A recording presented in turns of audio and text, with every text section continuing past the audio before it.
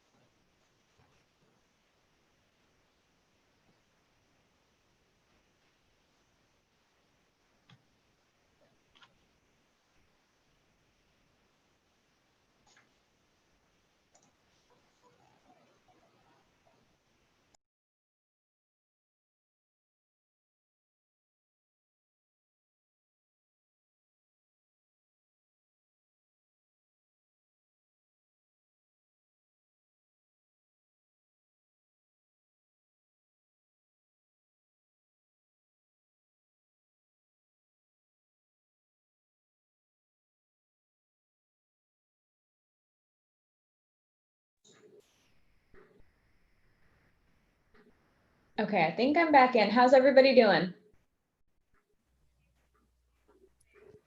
I can hear you. Can you hear me? I can hear you. Okay.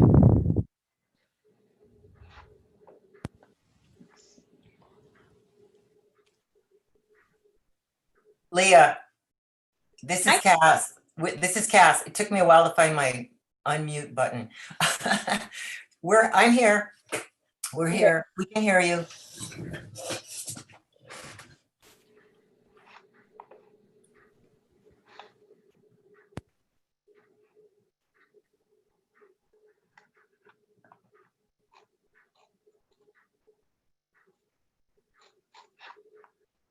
Can you hear me? Hi, Puck. Good morning. Good morning. Hey, good morning, Puck. Morning.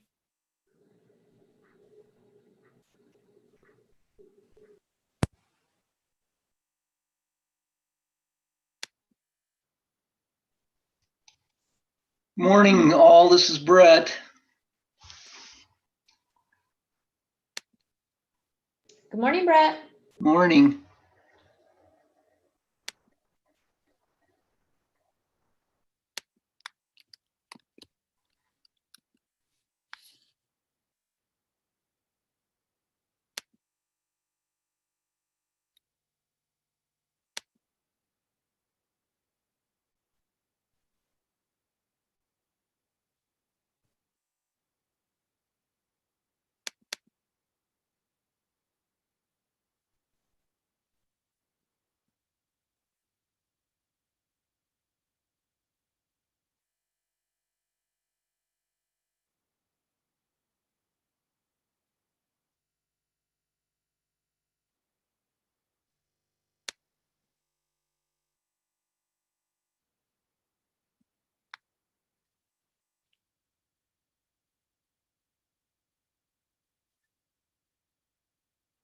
Are we just waiting for others?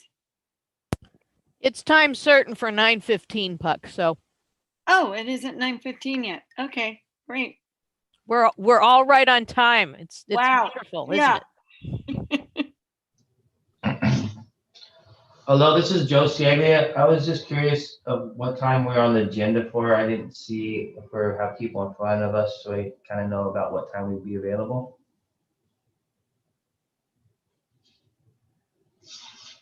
Tell me for Anvil. For Anvil property? Give me just a sec. I'll go ahead and project the agenda up on the screen. I appreciate it. Thank you.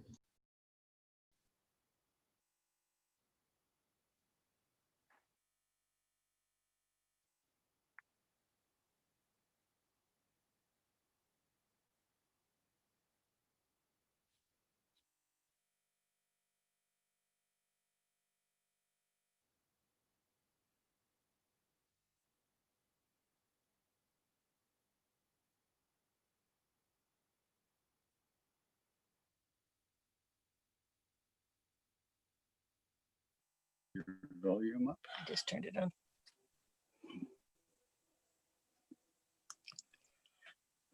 You see, nothing's happening until 9:15. Robin, your mic's on. Thanks. No worries.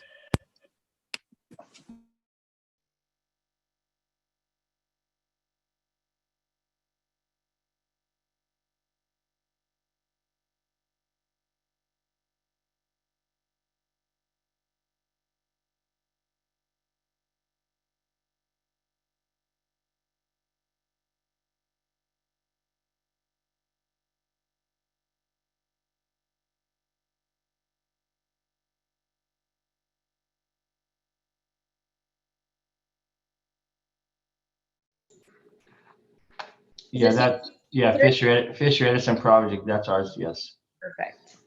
So we're third, is that what it shows on the agenda? Yes, so you're third, but we do have 2 consent items. So those should take just 1 or 2 minutes, and then the other 2 don't seem to have that many comments. So it should be up relatively soon. Thank you so much, appreciate it. No problem.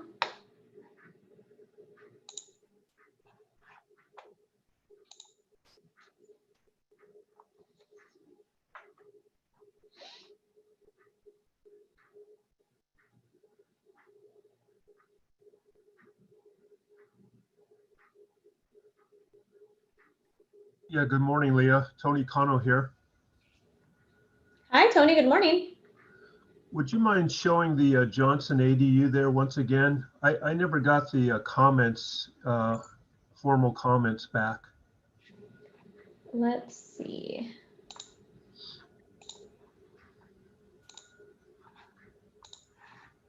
Thank you. All right. How does that look? Okay. All right, got it. Thank you. You're welcome. All right.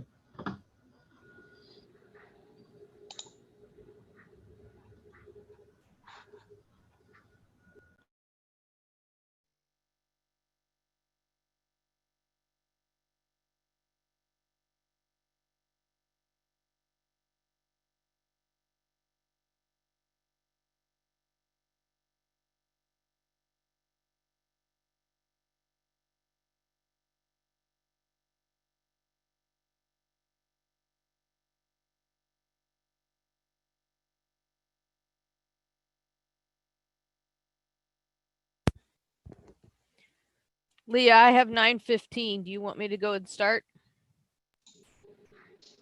I'm ready whenever you are. Okay. Okay, so I'd like to call the Central Board of Architectural Review hearing of January 15th, 2020 to order. And is there any public comment regarding an issue that is not on today's agenda? Madam Chair, we do not have any requests to speak.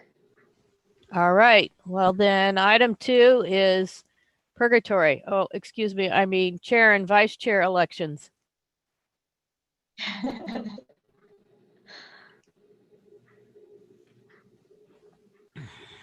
In the interest of time, I'll say that I will remain as chair if no one else is jumping up and down about being chair. And I would also nominate Puck. Do we need a motion? I'll agree to that. All right, well, Cass, why don't you make a motion to nominate both of us? I move to, I don't, do I say nominate? Yep. Or do I say, okay, I move to nominate Bethany Clough as president of the CBAR, County Board of Architectural Review. And with Carol Puck Erickson as vice chair to lead us in 2021. All right, well, I will second the nominations. Leah. Anybody else interested in either of those positions? Absolutely not. I would like to say thank you for your continued excellent service. And we appreciate your stepping up once again. No worries. It's getting to be a habit, unfortunately. All right. So why don't we take a vote on the election then? Leah, you want to call everybody? Yep, let's do it. Okay, let's see.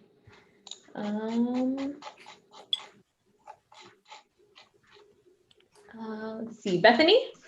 Aye. Puck? I think we had Puck earlier. Puck, are you still with us? Sorry, I'm still there. I forgot to unmute myself.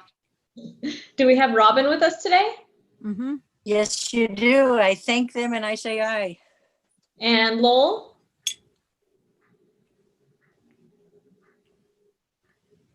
Lowell, are you with us today? Why don't you call Brett? All right, Brett? Aye. Cass? Aye. Alan? Aye. All right, wonderful. So I think that we have enough members that since Lowell isn't here. Oh no, that was everybody. And Lowell was here a minute ago. So Okay, I'll keep an eye out and see if he logs back in. But I think we have everybody else here. So Correct. Alan, Lowell, I think you guys are just providing your input today. No voting. okay. Agenda status report. Madam Chair, I do not have any changes to today's standard agenda. Okay, minutes of December 11th. Could you put them up on the screen? You got it.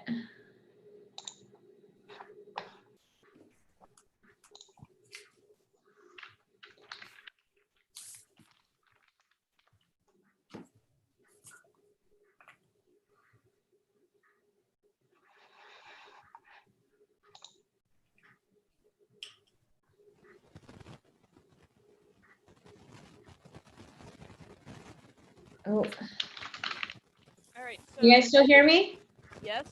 Okay, perfect. Sorry, I'm getting the it's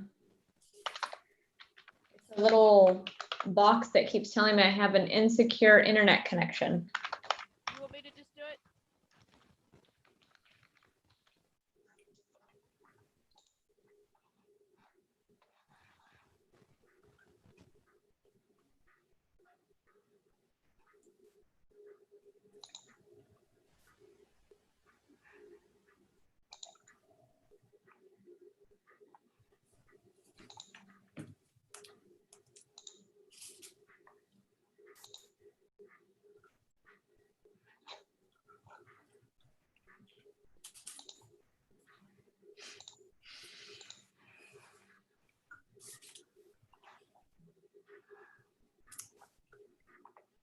Here, I got it, Leah.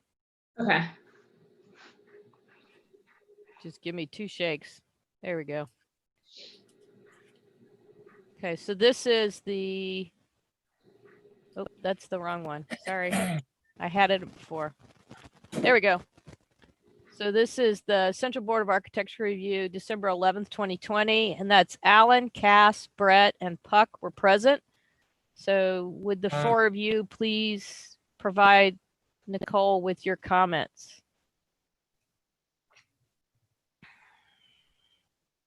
Puck, did you have anything?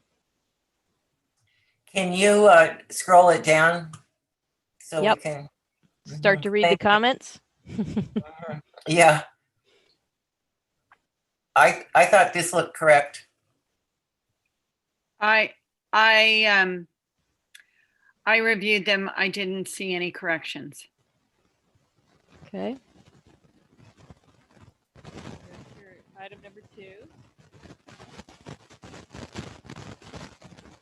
Wait, you went up too high. Right there. Bethany, I've got one thing. Shoot. Which item, Alan?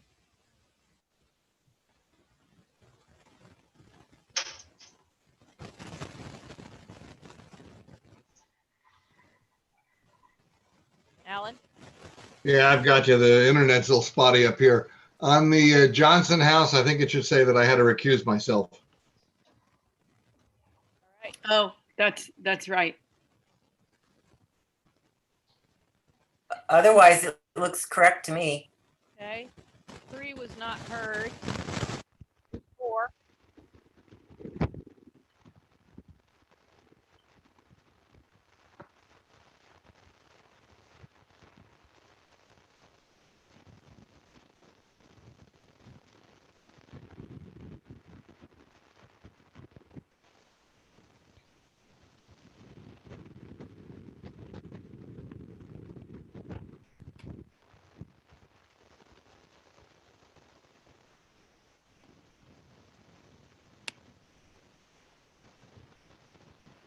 Let me know when you guys are ready for me to scroll. Just checking. I'm not trying to rush. I'm trying to stay on top of it.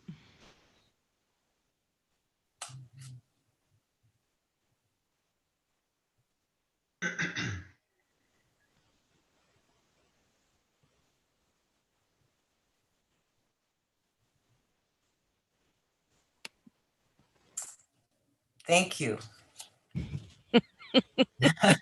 I can put my magnifying glass away. I'm getting trippy with the share screen control. This seems pretty accurate to me. Okay. 5 was just the one line. Yeah. And so was 6, it looks like.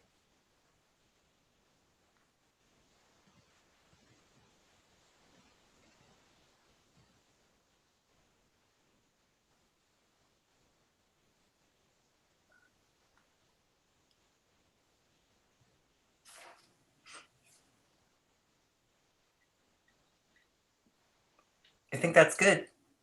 Okay.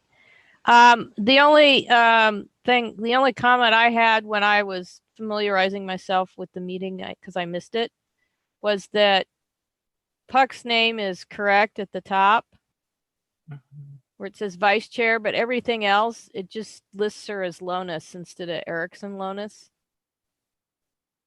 Might want to give her her whole last I name. hope I remembered to say that in the vote. You did. Oh, good. Okay. Thank you. Could I have a motion from one of the 4 people who attended the meeting to approve the minutes? I'll make the motion. That was Alan. Can I have a second? I'll second it. That was Brett. All in favor? Aye. Any, Aye. any no's? I'm going to abstain as I wasn't there. All right, Leah, I'm going to I'll stop. also abstain. Okay. Oh. I I think will that was abstain. Lowell saying the same thing. Okay. Yes, it is. Okay, so I'm going to go back to the agenda for my own use here. Does it still pass if everybody abstains? Well, only 3 people abstained, so So you Yeah. still have an. oh okay. yeah, still 4. Okay, so we did the minutes. Informational briefings. Does anybody have anything they need to bring up? On item 1, I've got to recuse. Well, I'm not voting, but can't even comment on item 1. Okay, that's the next set. I'll just call member recusals. So Alan is recusing himself from item number 1.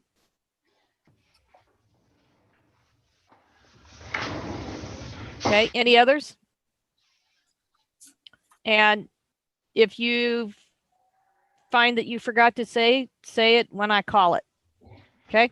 Staff update. Hi, Bethany. I do not have much of an update.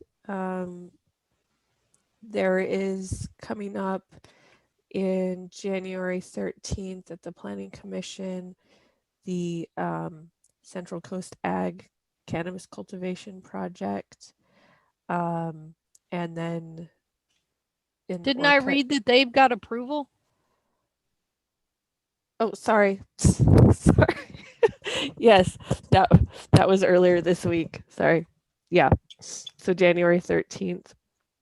And then And that's the one on Santa Rosa Road, right? yes, that is. Yes, that is. And then coming up in the future,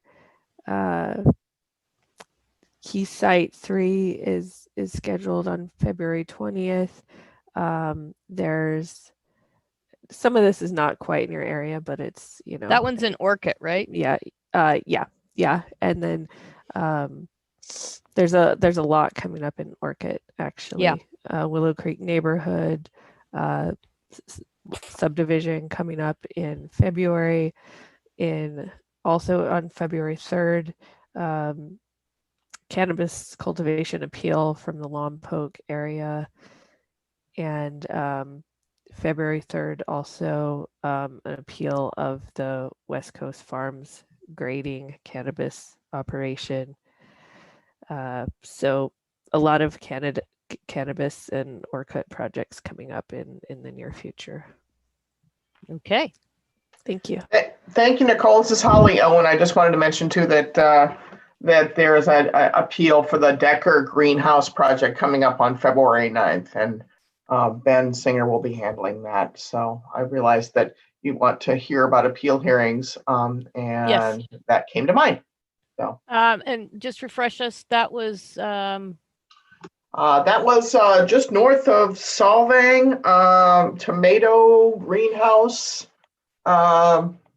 Okay. Previously a cannabis project. He withdrew it, came back with an ag use to grow vegetables. Ben Singer can give you a little more information about that, but that was appealed by some neighbors. So okie dokie. so we'll see how that works out. All right. Well, thank you for the update. You're Both welcome. of you. Okay. Consent agenda. Item C1, 20 bar 103, Schloop, SFD, accessory structures and grading. Leah, do we have someone here who can do the presentation? Looks like Rob Fowler's ready.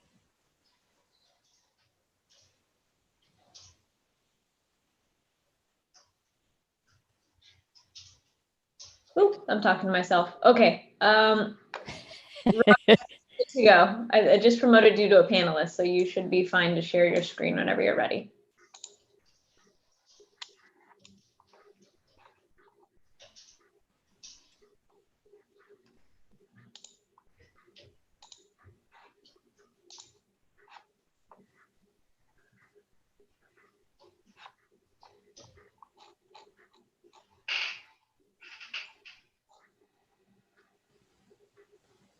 You want me to go ahead and read the comments from last time while Rob's getting his screen ready?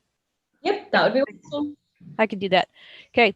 The project has come a long way. Really appreciate how far the project has come and the landscape details reduction in hardscape. Appreciate the work that has been done to organize the spaces. Be careful about the type of red that you pick for the barn. Colors on the house and other structures should relate appropriately to the red of the barn. Make the house less brown. Could consider the following. Keep the zinc gray roof and use a similar color for trim that is currently shown as terracotta brown. Use a lighter grayish color for the body of the house, front door, and possibly the garage door could be red. Benjamin Moore has good reds in its historic series that you could consider. Bring a few different colors that you like for the board to consider. Could consider a more ranch style garage. You could consider a less contemporary and more barn-like light. Plans should note that the roof on the barn is to match existing. Provide a base to the columns of the house, perhaps up to 3 feet high, to provide a more substantial entry. I think that's for the porch. All construction details are required for final approval for windows, doors, etc. Photo of the existing trellis is adequate to show what is proposed for the new trellis in terms of details. The bulb on the barn light is visible and should be fully covered. It is not night sky compliant as currently shown. Provide manufacturer's detail for the proposed lights and ensure that they are night sky compliant. All right. Take it away, Rob. So most of this work was done by Melvin and Enriquez, and I think if you go through the plans, you can see one item at a time. I believe he's addressed everything you folks have asked for as far as that, in terms of having the roof colors match, having bringing that more traditional kind of barn door red. All that stuff is on the plan. Would you please walk us through the plans and show us? Okay, do you want to, so what are you looking at? I'm not sure what you folks are looking at, but what's this sheet right here? Look. Let's go to sheet. I've got sheet 2. It doesn't have a number on the sheet, but it has an elevation of the residence. So if you look at the residence. Well, right there, I think, have you shared your screen with us?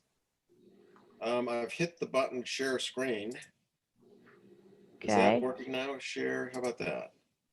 There we go. There you go. Perfect. It's working. Okay. Okay, so if you go to, can you see this sheet right here?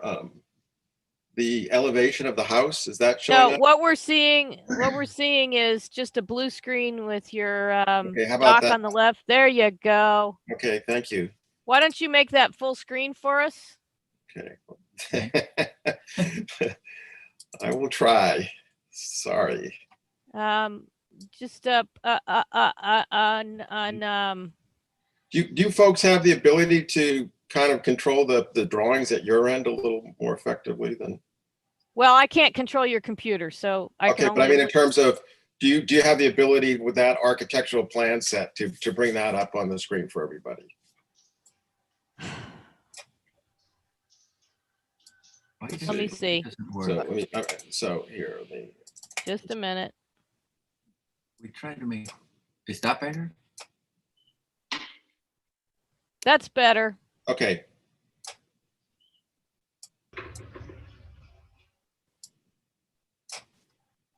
Sorry, very clumsy at this.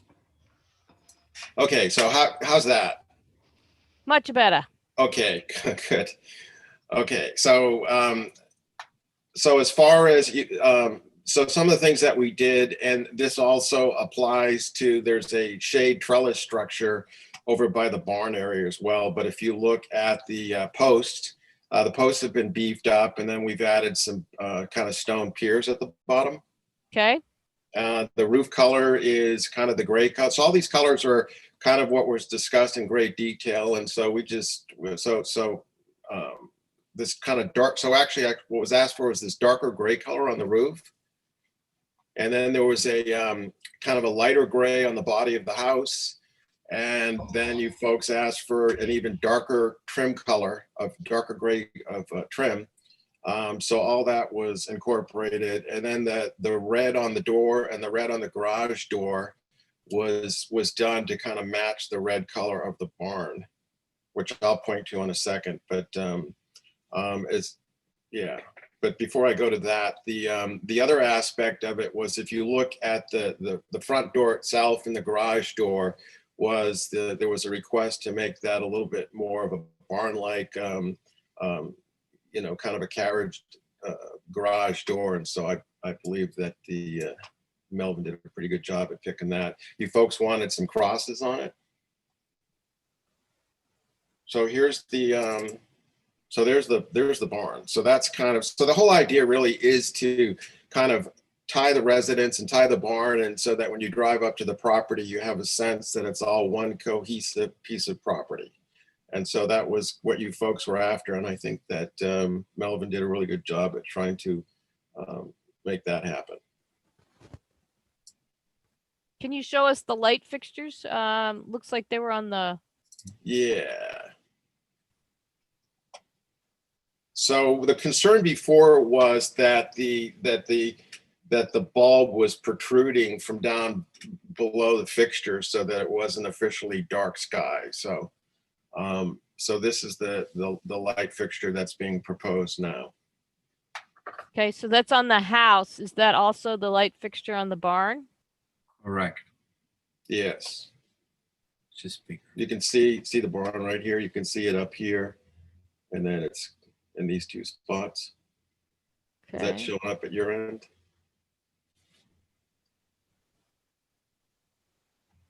Okay, and do you have a note on the plans about the roof on the barn to match the existing structure? Well, it will always match, yeah. Yeah, well, that was the intent. I'm sorry I'm so clumsy navigating through this, because I thought Melvin was going to join us, and this is his arena. So let's see here. But that was the intent, and that was your request, was that the roofs matched. Yeah, and it looks like here there's still a spec for a color. It looked like on the color board there was a spec that's calling out a specific color on the, one more down there. Keep going.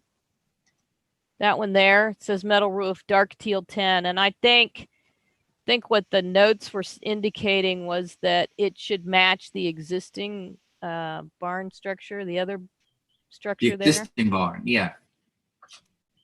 And yeah, well, but what you folks did ask for when we did it on the residence itself, you folks were very specific about the gray colors. So that's, I think, where we were drawing that from, was that if you go up to the residence right here, this palette of colors was what the last time the board, we went through in great detail. And so that's kind of, you wanted that dark kind of gray roof, and then you wanted the much darker trim, and then you wanted the lighter gray on the body.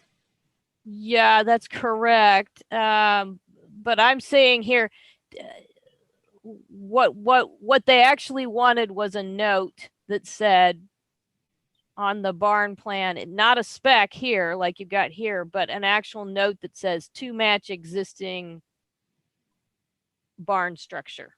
Okay. If we get to that where we've got everything, can we just condition that in some? Yes. Please. So can we keep on, you want to keep on reading? Can you show us the construction details for windows, doors, etc.?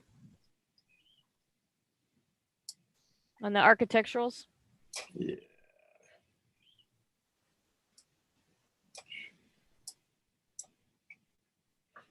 While I'm here too, is on the landscape plan. Puck had made a request. This specific, actually, you have the sheet.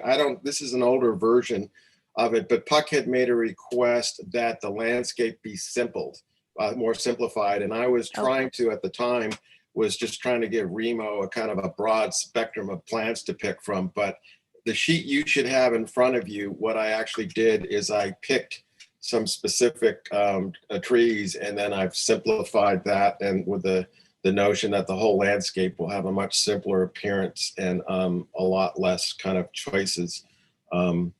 It's just meant to have a much simpler presence when you look at it. I don't know if you have that sheet by you folks at all. I believe I do. Okay, so if you look at the plant palette, the one I have here, I'm noticing this was an older version, and Your updated one has some little green deals with it.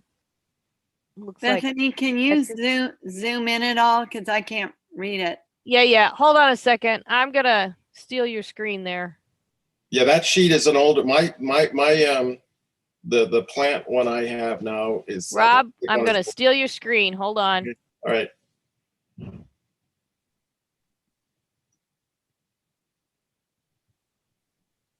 All right. There you go. So if you go on the lower left part of that screen, there's a plant palette there. So give me 2 shakes. Okay. I can almost read it. Give me 2 shakes, people. I'll give you 3. There we go. Is that better? Okay, yeah. So that all that language right there was intended, one, to give the owner a chance to pick something, but the intent was to simplify it. Does this meet with your comments, intent, Puck? Is this acceptable? I'm reading down here. Okay, so this is better. asterisks are the first option. The 2 carrots are alternate choice. Yeah, I wanted to give the owner a little bit of freedom to pick something he liked, but then he understands that he needs to kind of keep it to the to a much simpler palette than what I had originally. Yeah, this is better. Okay, so that was the intent there. I know that wasn't on the minutes, but I wanted to bring that up because you did mention it, and I think it's a big part of how this project will come together. The landscape, the landscape and the architecture part of it. It looks much calmer. Thank you, Puck. Okay, so I'm going to scroll through since we're looking for details. I'm just going to start scrolling through here.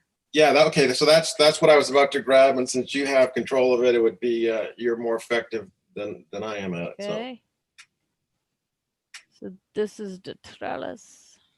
So you can see on that trellis too, that's back there, the shade trellis, how we beefed up the bottom part of the post too. Okay. And that also matches the house. Okay. Okay, this is the barn, right? That's correct. Okay, and so this is the one that needs the note. It's possible that note is there. I'm sorry. It's I don't see it. Okay. Those are flood notes. Yep. It's always our intention to match it, but. Well, this is for purposes of the record as it follows through to your building permit and everything else. They're going to pull the 2 sets out and look at them. So, and you'll need to update your set when you submit it for your building permits. Okay, so that's that. Here's the building, roof, structural in the barn, elevations. That's your schedule inside. Here we go. Gable bent. These are roof. Well, there's your window.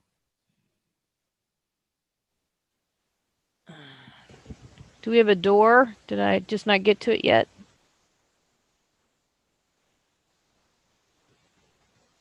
Did I miss the door? I'm trying to see. Should be there, no? You want to keep scrolling and see if we run out of sheets and. Sure. I got the window. Let's see what we got here. It's reflected ceiling plan. Yep, that's the last sheet. So let's see. How about this one? And then this one. Wine closet, pantry. Those all interiors. Yep, there's a bunch of interiors here. That's the window and door schedule. This is your elevations. Back to the window and door schedule. Okay. Is it not in there? How about right here in the window and door schedule? Well, but that's not the detail. Okay. See, like this is a window detail, how it's going to be constructed. And I'm looking for the door. That makes two of us. Let's see here.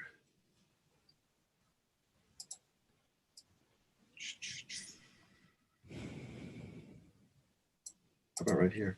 No. There you go, right there. Up there in the sheet A1.3. You're looking for the door for the barn. Nope. You're looking for the door for the house. I'm sorry. Which Yep. one? Okay, got it. I never know that there's that. And No, it's we have so then we have okay, so on this A3.0, so there's no call out is what you're saying. well, I'm saying there's no detail. Oh, okay. There's just no detail for doors. And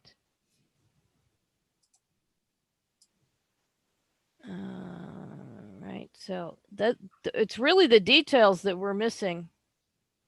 And that note. So what's up here in this floodplain thing? Okay.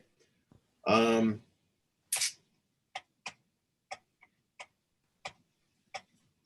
let me go back. When we go back to this, so what about on these elevations right here? What do we got? No, an elevation is not a detail.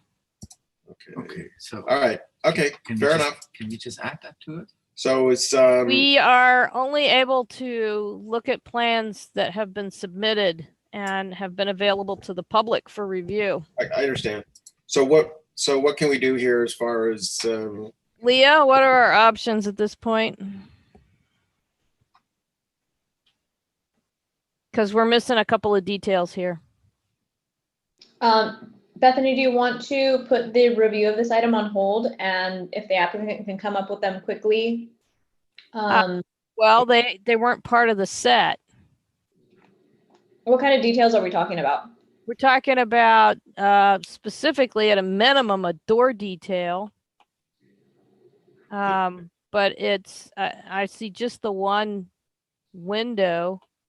Probably try to get yeah, I mean the graphically the elevation of it shown, and I understand. So maybe the detail is because the intent and the spirit of the visual aspect is there for you folks. So if we can get that. The problem is if we approve it, you can do anything that anybody can point to that the line work drives and say, well, you approved it. I got it. Because we would have. Bethany, Yes. since he does have a door detail, He's got a window detail. A what? A window.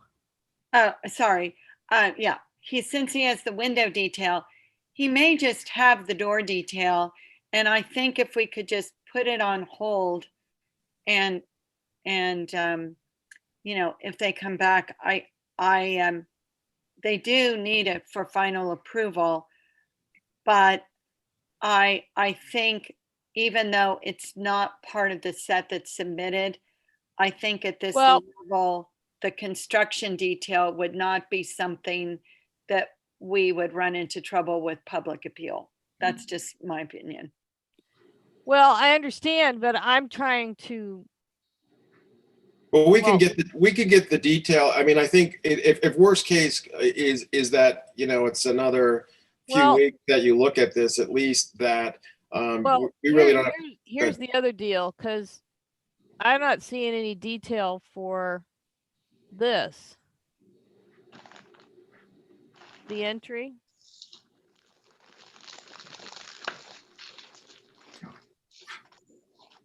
So you guys can go ahead and do with the preliminary approval, you can go ahead and submit to building and safety. You can start that.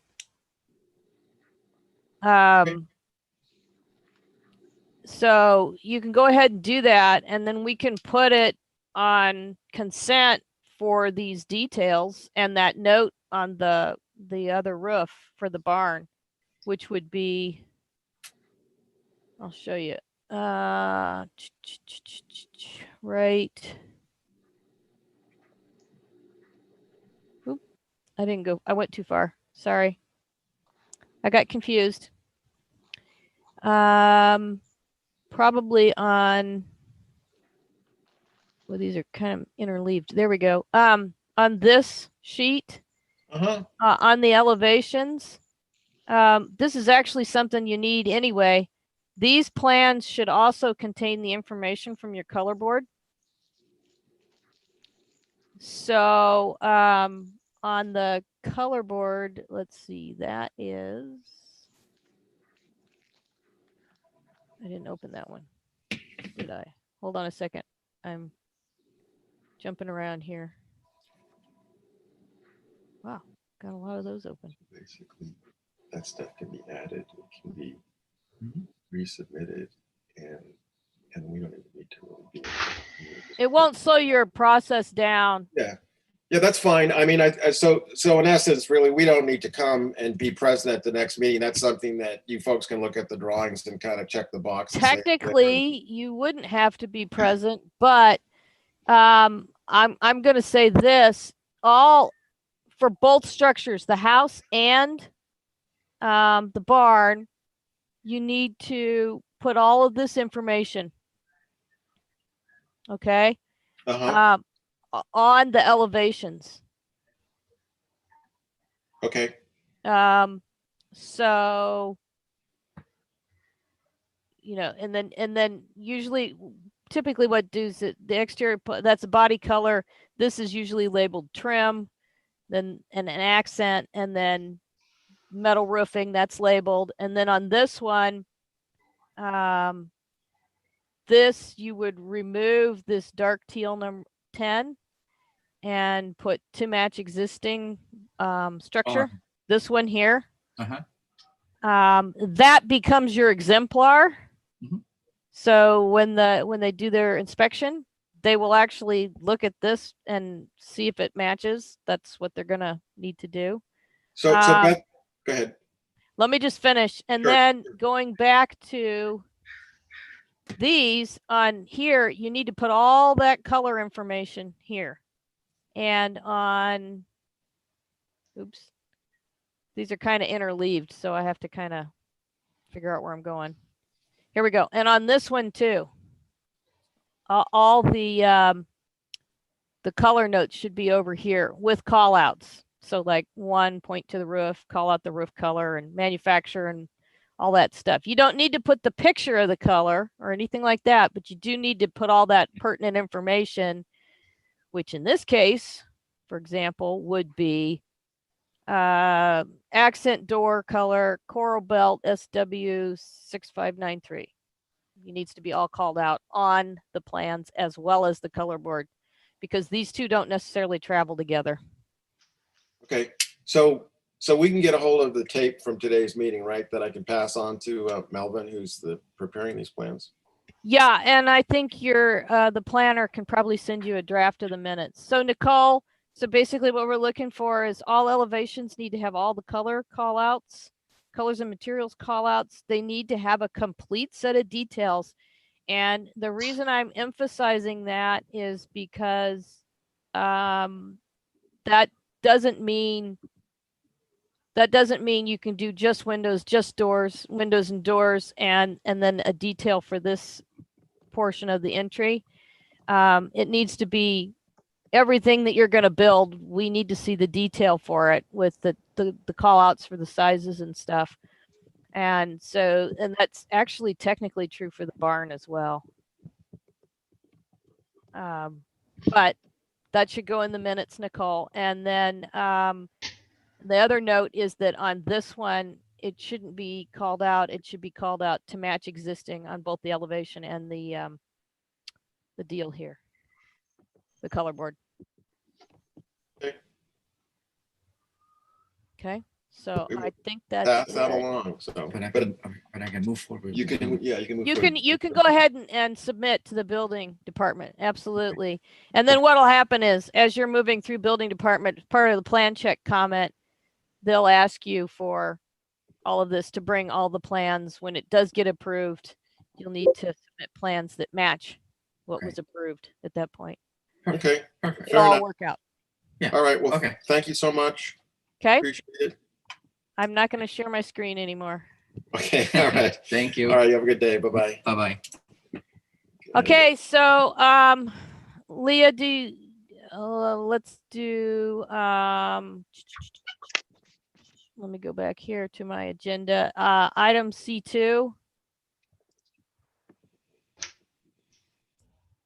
Puck was probably faster at this than I was last time. Are they returning for final and consent, correct? Yes, ma'am. Okay, thanks. PG&E Red Rock Telecom Tower 19 bar 220. And I think, do I have any minutes for that?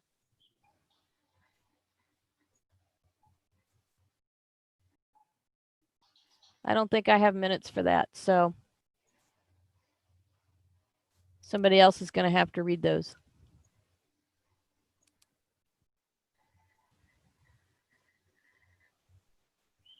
Are there?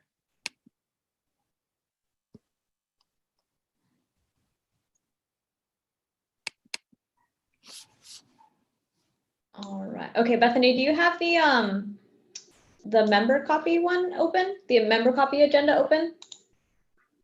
Yeah, I have the one that was in box with all the plans and everything, and it's not got the minutes in it. I don't see any comments. Yep. So apparently the member minutes, the member agenda wasn't the one that got dumped in box. Bethany, this is Eric Gomez, the planner assigned to this project. I know that you don't have the minutes in front of you, but if I can just remind you of this project, it's basically an as-built telecom tower that was out in the Lone Poke area south of Los Alamos. The tower is already built. It's just basically a metal lattice tower, almost a mile away from the nearest public viewing point, if not a mile away from the nearest public viewing point, so it's almost invisible. And you really almost had no comments on this except for return for preliminary final, since the structure was already built. And you said that it was basically invisible from the area it was at. So I know you don't have the minutes in front of you. I'm not sure if that rings a bell. I have the minutes. This is Nicole. Okay. I have the minutes. So it says, this is from 10/9. It says, the project is as built and disappears into the sky as much as it can and does not include lighting. Applicant may return for preliminary and final approval on consent after the decision maker. That's it. Let me just share my screen again. Hold on a second. I got one more to open up here. Those notes are on the agenda. They're not on mine. Nicole just read. They're on the agenda from this morning. I printed it out. I have it. Well, hooey. Wasn't on the one I downloaded. Huh. Let me re-download it. Let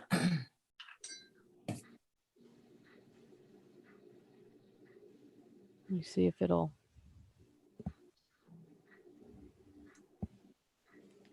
Tell you what, why don't you email me those, Cass? If you still have the PDF.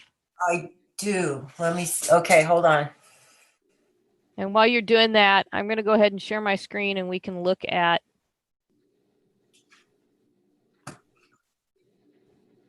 All right, so here is. That's the project description. This is the detail. Sorry guys, give me a second. All right, so this was the first picture. These are the old pictures. Project description. There we go. I remember this.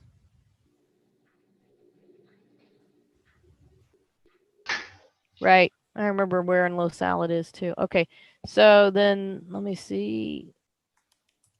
Right. More additional pictures. Here's the plans and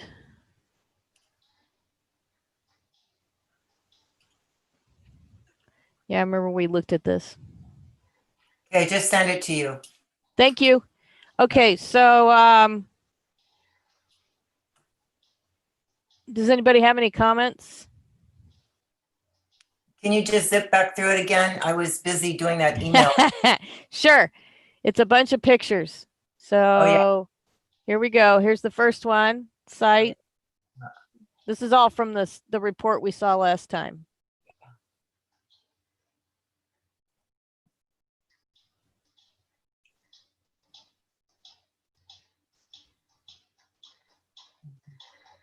Okay. Thank you. And then these are other photographs of on site. And these were the plans. I'll slide it all up. They're real exciting. The long ways from anywhere. Yep. Infrastructure. Yep. And that's it for the plans. This was the only other sheet. This is a detail sheet. So that looks good. Does anybody else have any other comments? Everybody got to see it now twice. All right. I'd like to make a motion to continue item C1 to next month and to approve item C2. I think they're here for final, just not preliminary and final. Just final, right? For C2. For Yeah. the tower. Oh, they are here for preliminary and final. So I'd like Right. to make a motion for that approval, preliminary and final. Second, Second by Puck. Any further discussion? All right. All in favor? Aye. Any no? Aye. aye. Any no's? Any abstentions? All right. We're good. Let's start the regular meeting. Item 120 bar 161 Johnson attached garage. Do we have somebody here for this and I can quit sharing my screen? Yeah, good morning, Tony here. Hey, Tony. Good morning.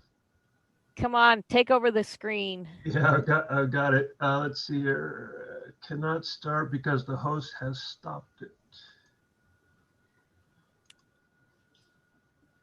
Okay, Tony, you should be good to go. Alrighty. Okay, you see my screen here? Not yet. Little delay or? There we go. All right, great. So during our first review, there was a couple of comments I see. One was a little darker color. My disclaimer was that this color here on a color board is actually darker than what it appears digitally or just the reproduction here.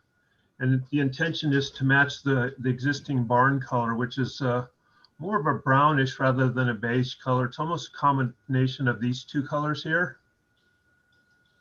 So unfortunately, I'm not able to give you the true representation, but it is indeed darker than this. Okay, let's go on to our details here. Oh, just maybe spend a little time on this recessed lighting detail. So rather than having a light fixture on this structure, I prefer to have a recessed concealed light inside the framing. So I've thickened the stud framing. Can everybody see this detail or shall I zoom in? I think I can see it. How's everybody else doing? That certainly is helpful. I can see it. So the idea is just for this to be a vertical slot. We'd plaster inside and have a mini LED inside here so that it lights the surface here and then throws the light out onto the to the base of the building. This is a plan view cutting through the top there that shows the framing, the recess, and the wrap in of the plaster. And then where are these located on the building plan? Sure, it's on my elevation.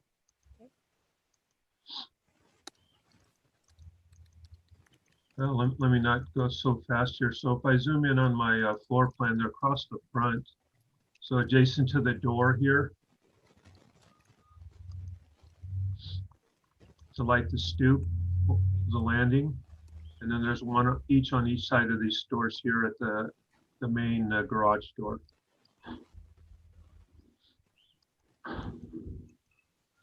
So moving on to the elevations, I can show you that as well. So here's our lighting, a vertical light drop here on either side of the garage door and then at the pedestrian door.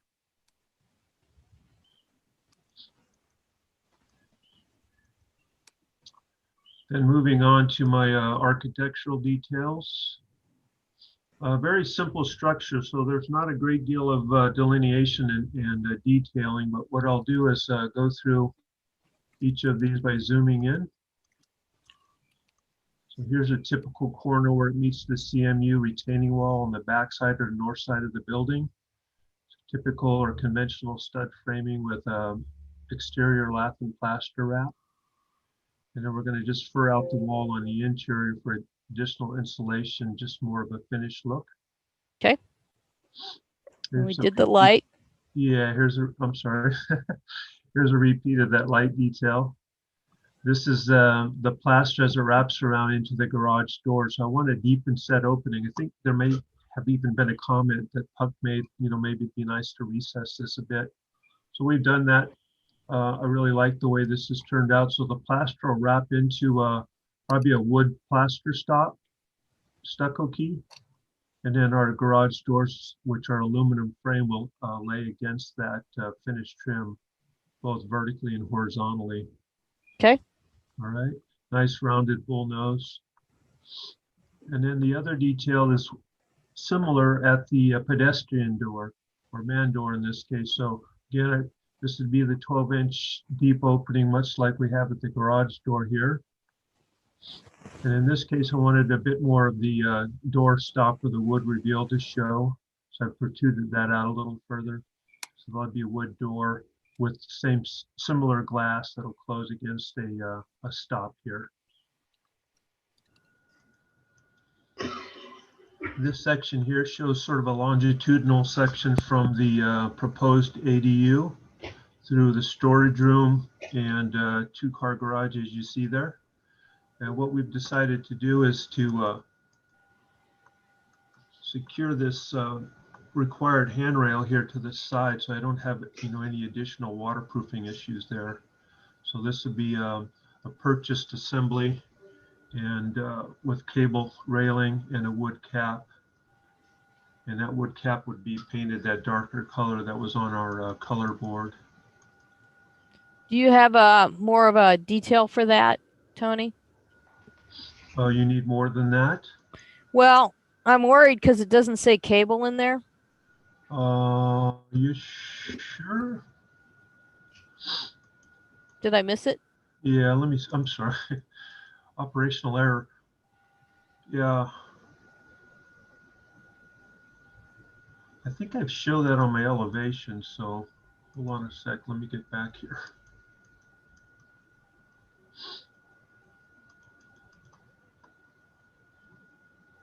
Yeah, right here. So rusted metal railing cap, 3-inch square supports at 5 plus or minus. Okay. Stainless steel cables at 4 inches on center. And is that by chance matching what's already there? There is nothing there. This is a. No. I mean, on the other portion of the structure, it looks like there's. No, this is the ADU. So. Oh, that's the ADU. All right. Yeah, we're reviewing this, correct?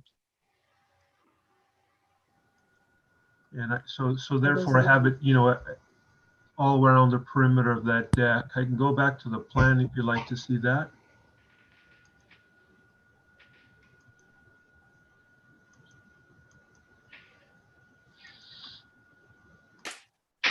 So the extent of the railing would be such that you come from this flat work at the ADU, step up to the roof deck, and then this railing will be around this portion only, not this lower portion.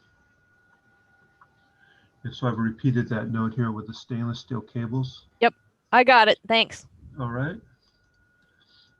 And then I think the other comment that was made was regard to, well, there were two other comments. Yeah, I'll read them. Very nice project. Color could be slightly darker. I think you addressed that. Be cognizant of how lighting could spill from garage doors. I believe that was with regard to the interior light spilling outside. Yeah, so only real answer I have is that, you know, we can increase the density of this etching on the glass, which will help to mute the light. But the key thing is to match the opposing doors on the existing house.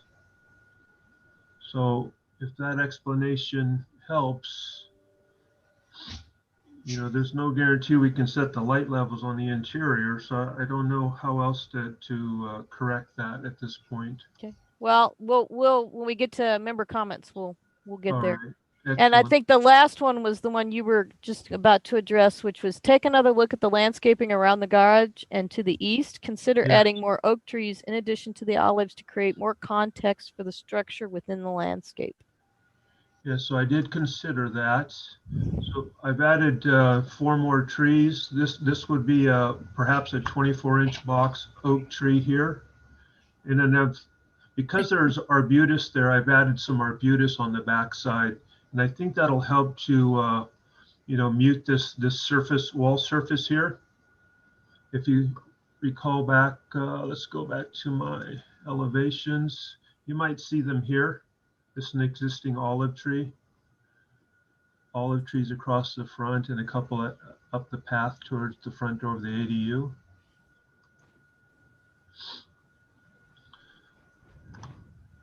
And then the rest of the landscape is really intended to match what's currently there, which is, you know, ceanothus, few agaves, and then we'd also add some various ground covers around just to soften some of the landscape or hardscape, pardon me. Okay.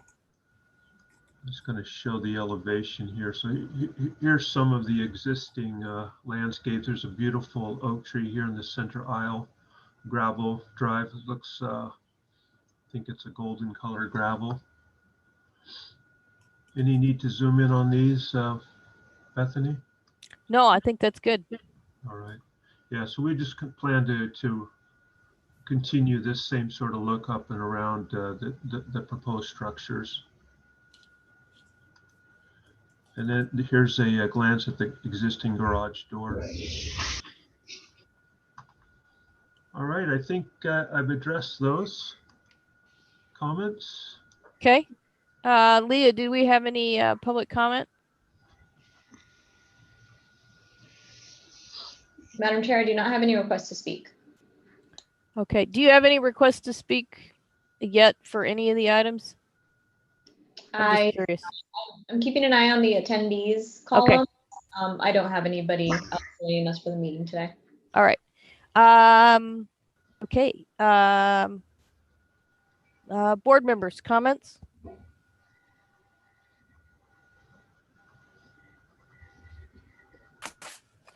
Puck, why don't you start since there was some landscape comments from last time? I think the landscape comments were addressed. I'm okay with it. Okay. You have any other comments? No, I Okay. I like the project. Okay. Cass? Yes, I also, I have no further comments. I think it's a very nice project and thank the applicant. Okay. Robin? Welcome, thank you. I think it's a great project. Brett? I'm good with it. It looks good. Okay. Lowell? Looks fine to me. I like it. Okay. I have no comments either. I'd entertain a motion for preliminary and final. Also move. That was Second. Cass. Could I have a second? Second. That was Puck. All in favor? Aye. Aye. Aye. Any opposed? Any abstentions? All right. Thank you very much to all of you. Appreciate it. Thank you. It was a very All right. nice presentation, Tony. Oh, thanks, Bethany. Okay, item number 2, 20 bar 143, Four Friends Village. This is Lowell. I'm going to have to recuse myself from this item. Okay, so Lowell is recusing himself. Anyone else? All right, so Bethany, yes. I just have to say that I've had a couple conversations with the applicant All right. about right-of-ways, not Okay. the design of the project. All right. Okay, so while the applicant gets ready to share their screen and everything, I'll read the comments from last time. One member would like to see a more inventive site design. Interior design seems tight. Where will people store things? It's a simple design and responds well to the character of the valley. Provide a landscape plan, grading details, developed architectural details, color, and materials board. And they're here for preliminary today. And I think I heard Rob Mell saying he was trying to share his screen. Actually, Dave Pollock. Well, you've That got was three Dave, Dave okay. Pollock, yeah. But representing the project, we've got myself, Rob Mell, and Terry Lee. They all used my link, and so you've got three Dave Pollocks on your participant. But the one that should be showing my picture is the one that I want to share. So let's see if it'll allow me to do that now. Yeah, just click the little share screen on the bottom. Now it is. Thank you. Whoever cleared that up for me. Thank you. Rob, we're all going to chime in here, but Rob's going to lead us off. And I should also tell you that Tina is here as well. She's Okay. our case planner on this as well.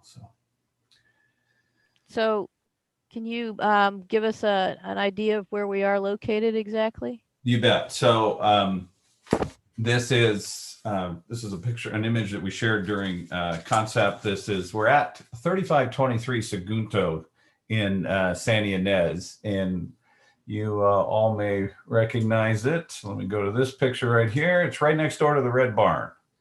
So there's the Red Barn restaurant. Right. Everybody seeing that okay? Right. This empty parcel right here. Perfect. All right. It's 3523, and this gives you a better idea right there. Rob's going to lead off and share the packet. I'm going to click, and he's going to talk. Okay. So I believe we can go to the site plan first. There we are. And much the same arrangement as you have seen previously on this project. There was a comment that it was a little bit tight. We did at the very beginning look at angling the different units in different ways, but the constraints of the site, and especially with grading 2 and retaining walls, won't allow it. We'll be looking at more on the grading plan in a moment. However, you will notice a retaining wall going along the right side of the property, making a left-hand turn and going along the back side of the property, which we'll get back to with the grading plan. Other than that, at the front of the property, we have a encroachment into the road right-of-way. And along there, we've also produced a drainage swale that's going to have the appearance of a rock creek. Adjacent to that, we've produced the required sidewalk in that area, and it kind of undulated it along with the drainage swale. So that worked out quite nicely. As we enter the site, we typically have 3 units on each side with parking in between them. At the very end of the site, we have the ADA space. All the units are around 16 by 28 feet, and they all have front porches, some with a swing. Anyway, we can move on from here, Dave, to elevations.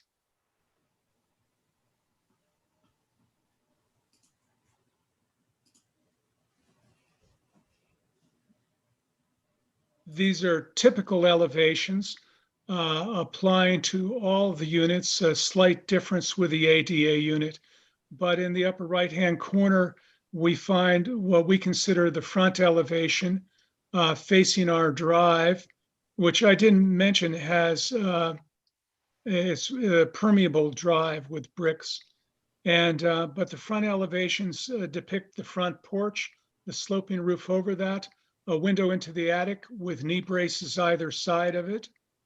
And then the two side elevations, if we move to our left a bit, well, that works too. This is actually the view from Segundo.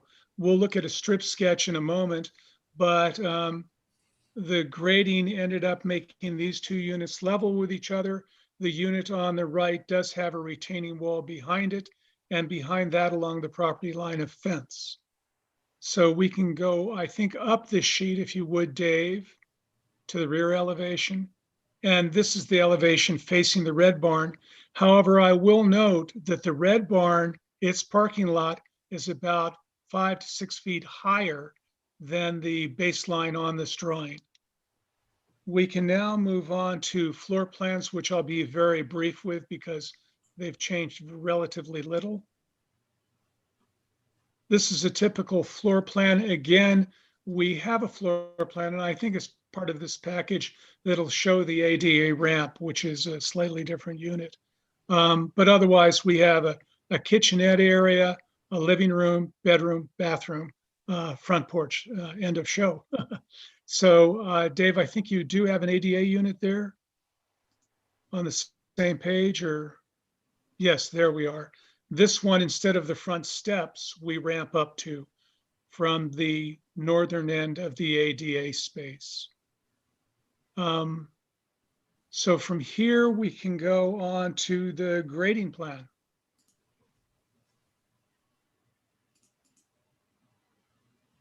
This site, let's see, can we center that a little bit more? There we go. This site in its original topography before we even became involved with it, from the southeast corner to the northwest, had about a 16-foot drop. Years ago, somebody came in and added some soil. They may have cut it from the Red Barn side and pushed it to the northwest corner, resulting in the current approximate 7-foot drop. So the site tilts to the north. However, the site also tilts sideways to the west, dropping about 2 feet. Because of that, we had to cut in the southeast corner and fill in the northwest.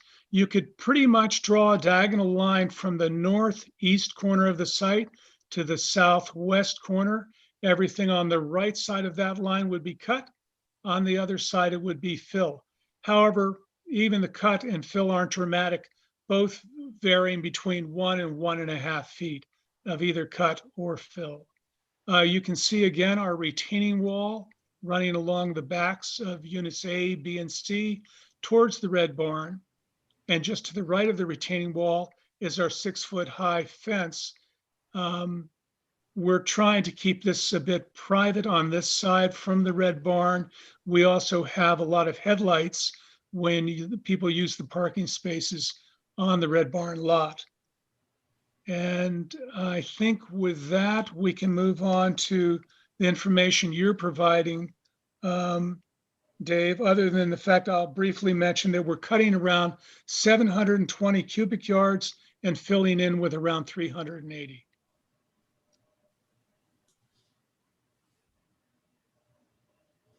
So Okay. Dave, if you could go ahead now with your front encroachment area. Let's see, we're going to go to drainage and stormwater next. Yeah, that would be great.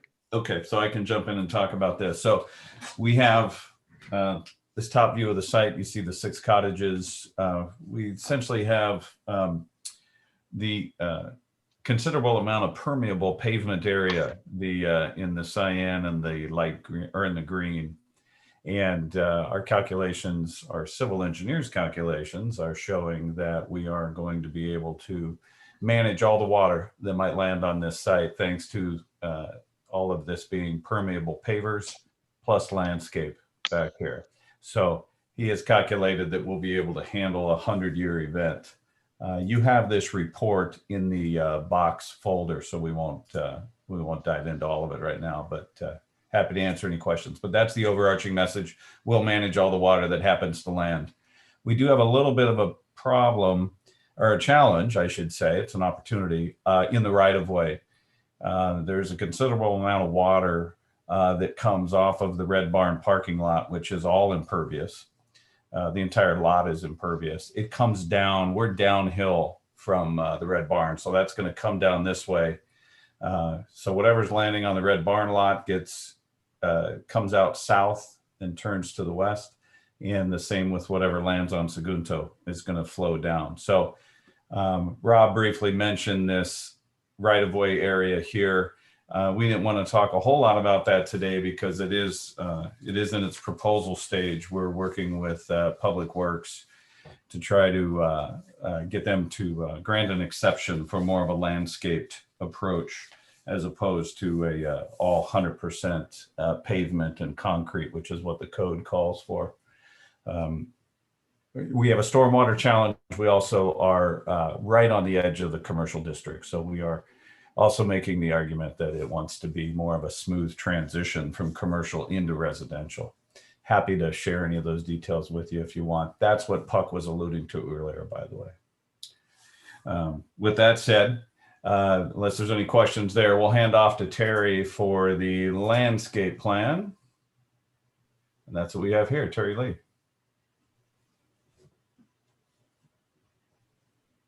Terry, I'll bet you're muted. Unless you disappeared.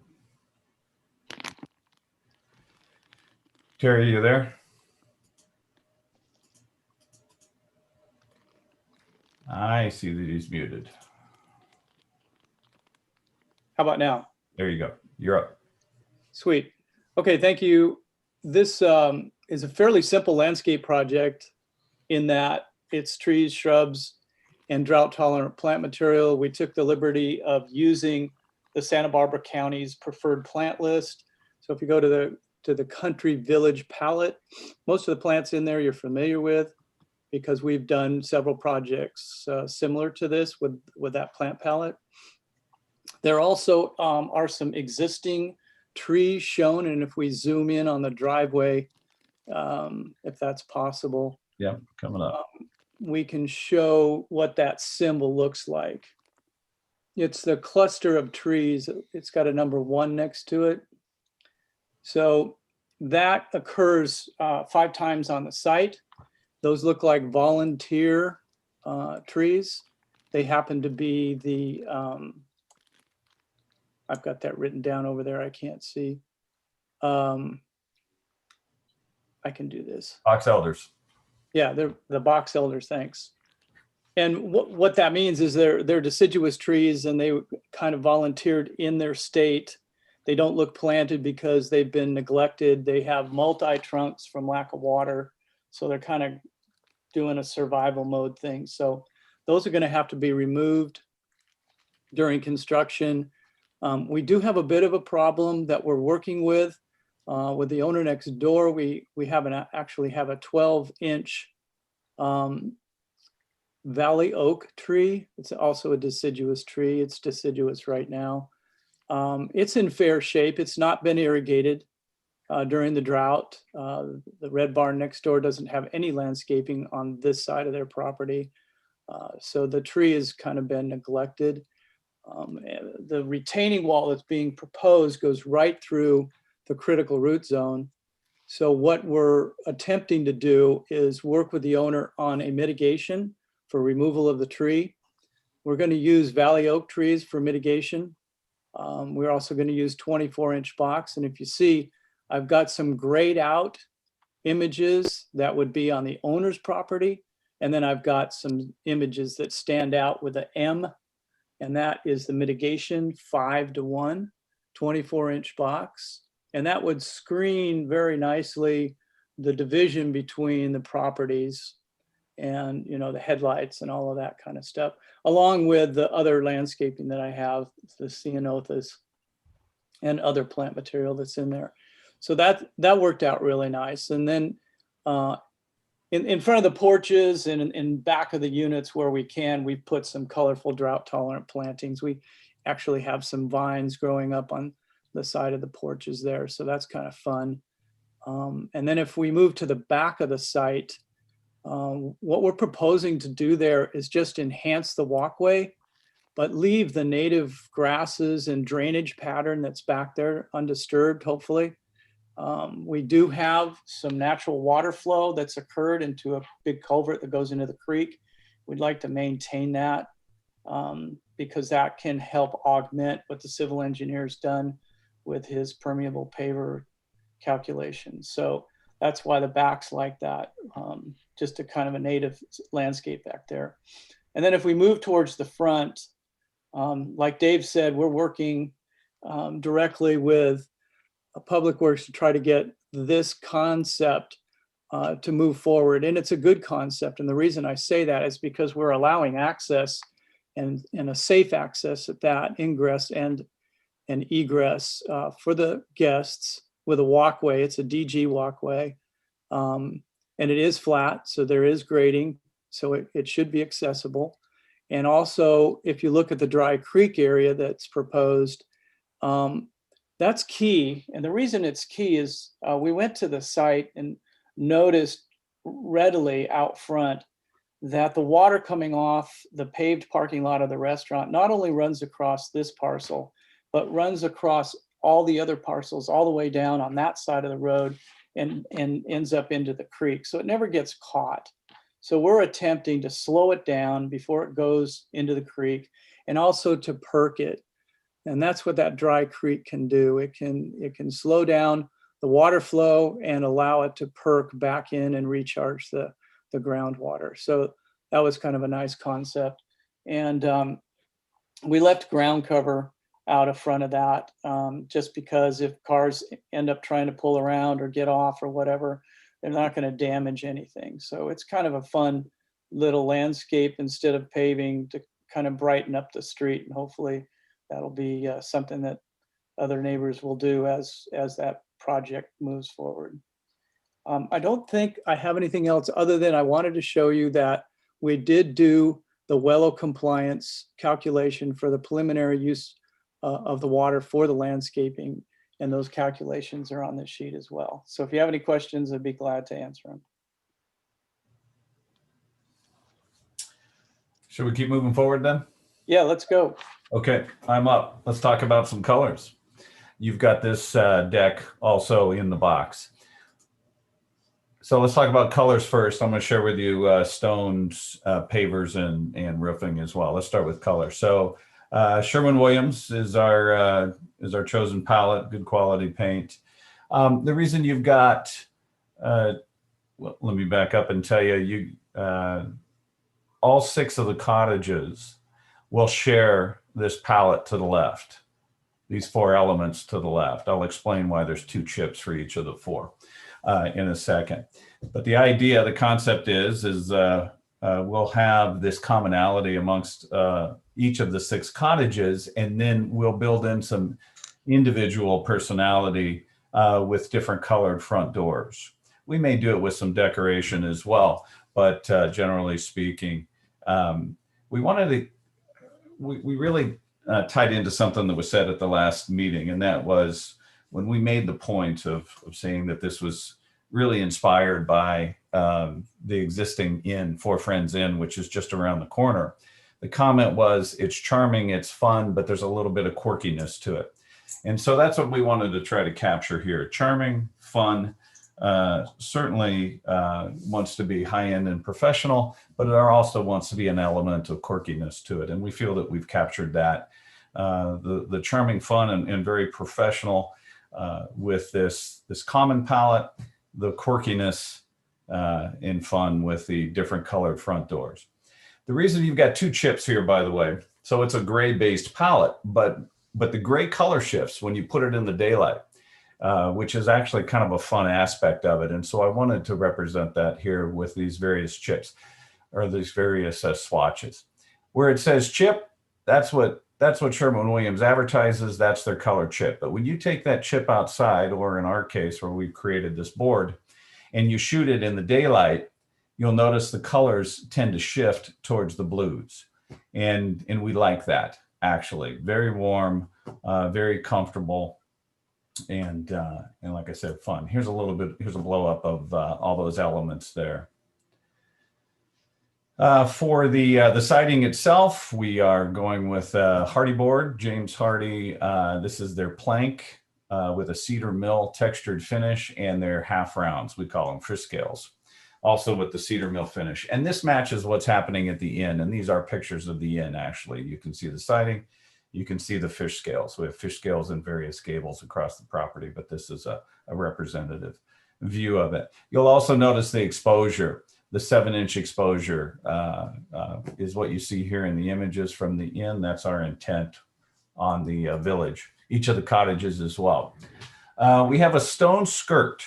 We have a skirt on around the bottom of each of the cottages, and then we've also encased or wrapped the chimneys with this stone. This is a Coronado stone. This is a split field stone is the style. The color itself is silver gray that you see represented in the top right. This image of this lovely house is not the right color, but we wanted to show this so you could get a sense of the texture of the stone. We like how it fits together well, but we also like its flat profile, nice and orderly. The pavers, we're looking at permeable pavers. The entire lot will be of permeable pavers. Angelus offers this particular style, which is called Courtyard, in an 80 millimeter, which is what they spec out for our application for light traffic and parking. We like the ashlar pattern, and that's what you see represented here. The color is a mocha, and I would say, depending on your monitors, this is executing fairly accurately on my monitors, at least, and in the print. So it's intended to have some hints of gold. We wanted to bring some gold out to draw from the surrounding area, the grass, the natural grasses and such that are so prevalent for most of the year. Roofing, we're looking at an architectural style shingle, composite shingle. Owens Corning offers several. We're looking at their Duration Cool Plus. We like the properties that they offer. But important for this conversation is to know that it is architectural, and we're looking at a gray palette. This also shifts in the sunlight. Sometimes this is gray, sometimes this is blue. And again, we kind of like that. We think it's consistent with what is happening. So I wanted to share, and there's the stack up from top to bottom. Wanted to share with you what these cottages are going to look like then. As I said, all these elements are in common between the 6, with the exception of the front door. So you've got purple, you've got our green, you've got our blue. Green is called needlepoint, blue is denim. There is a butterscotch, which is known as amberwood.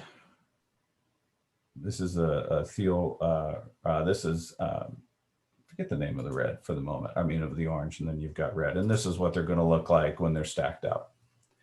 So again, some nice consistency and commonality between them, but some fun visual interest with the different color front doors. We know that our guests are going to really get into this, and they're going to say, well, I stayed in the purple one last time, I got to stay in the red one, or we've stayed in 2 of them, we still need to do yellow and blue. So I think that it's going to translate well to our guests as well. So those are colors, materials, and textures. Let me show you what we've got going on signage. We're looking at a single projecting sign. I'll show you where that's at in just a second. It would be 2-sided. This is what folks would see as they're driving into the property. This is what they would see as they're on the north face, is what they would see as they're exiting the property. You get a sense of the dimension here. That's a 30-inch bracket.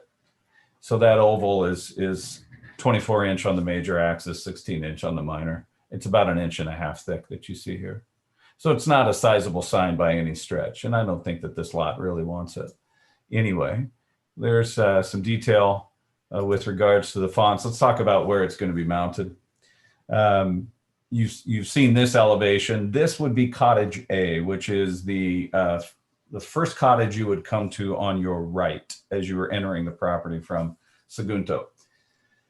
This is the most logical position for that projecting sign, is hanging off of the or attached to the column nearest Sagunto. You can see the dimensions there. This gives you a little, and then this gives you a front view. Very minimal. That's intent. That's on purpose. This site does not want a great big flashing sign with marching bands and fireworks. So this is a little more of a close-up, little detail of where it's going to be positioned. What you see here is the post, and then you see the positioning of the sign. The sign will project out over a planter. Specifically, in case you were wondering, this is from close in. We'll go far out, and you can see the position of it right there. I've included some detail. Happy to provide that. Answer any questions regarding that. And then here's a cut sheet on the bracket as well. Happy to answer any questions there as well, if you would like. Okay, next up is lighting. So let's talk about lighting. We are looking at positioning. Each cottage wants to get two ceiling lights. So on that front porch, recall it's an overhanging front porch. The ceiling area is approximately 8 feet deep or 8 feet wide by 24 feet long. So it's a sizable hood, if you would. This is I'm going to show you some more detail on these lights in a second, but I'm going to show you where they're positioned. So the way this image is represented, it looks like it's a wall light. It's not. It's meant to be rotated and attached as a ceiling light. We like the fact that these are offered in a hooded option because we do have to be concerned about light leaking into this bedroom window that you see here. So that's a great strategy for us to be able to make sure that we're not keeping our guests up at night. So we like this. This is a high quality fixture. This is a Tika arcade light, 2 underneath each. So that's a total of 12 on property. And then we want to illuminate just some minimal accent lighting. We want to illuminate the parking areas with a dark sky compliant walls, projecting wall light that you see here. This is a Tika beacon. Let me share some of those with you. So this is the arcade. You have that, and you also have this cut sheet is in our box. And then this is the Tika beacon. We're looking at the 12-inch. And these are dark sky compliant, by the way. And here's the cut sheet for that. And again, we're looking at the SD12 12-inch. And that's all downlight, right? It's all downlight. All right. It's all downlight. And again, they're oriented here on the sides.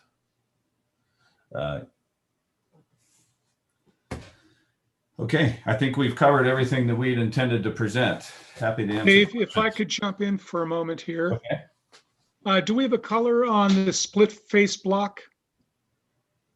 I do. Stand by. Let me find it.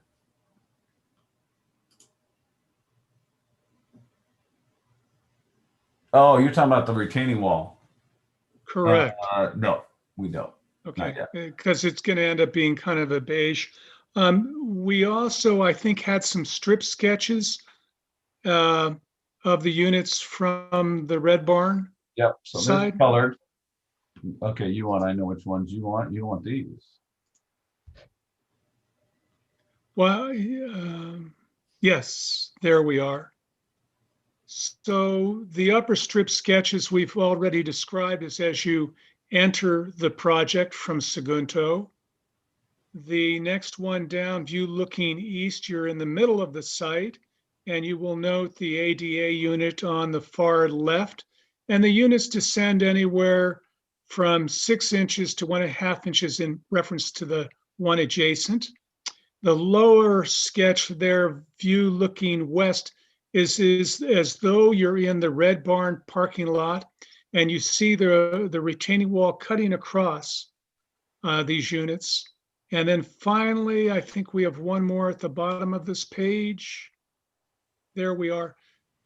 As noted before, the property, which would be the far right side, is the northwest corner and severely drops off over there. So we're going to put an access door in there and use some storage area. I think the only other thing we need to show, Dave, at this point is a detail of that front porch. Do we have that detail sheet?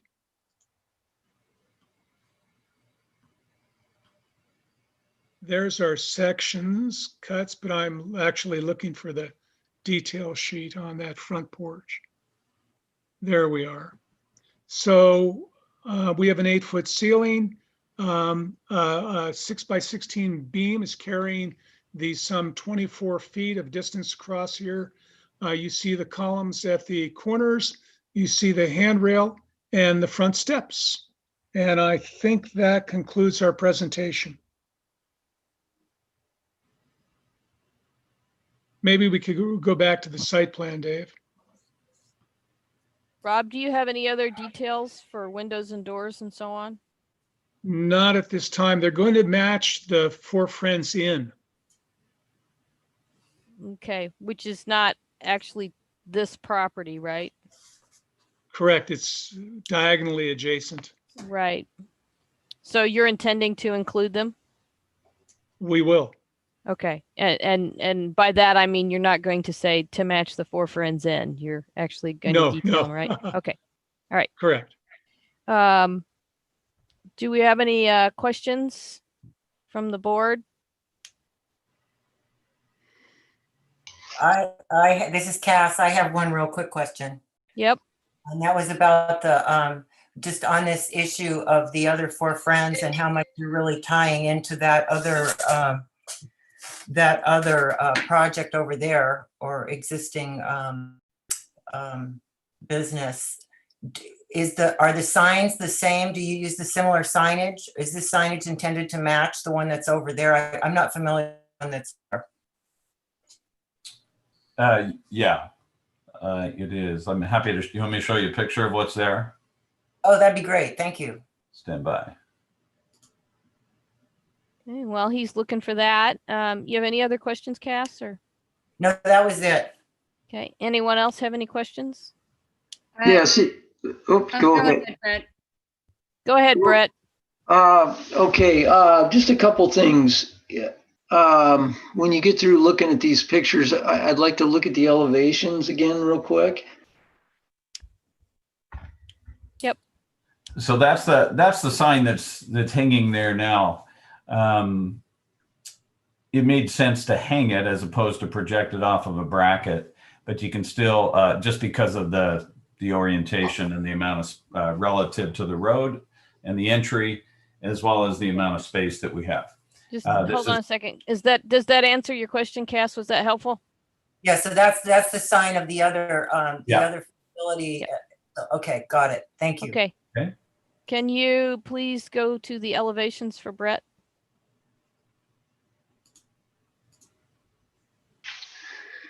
Okay, if we're looking,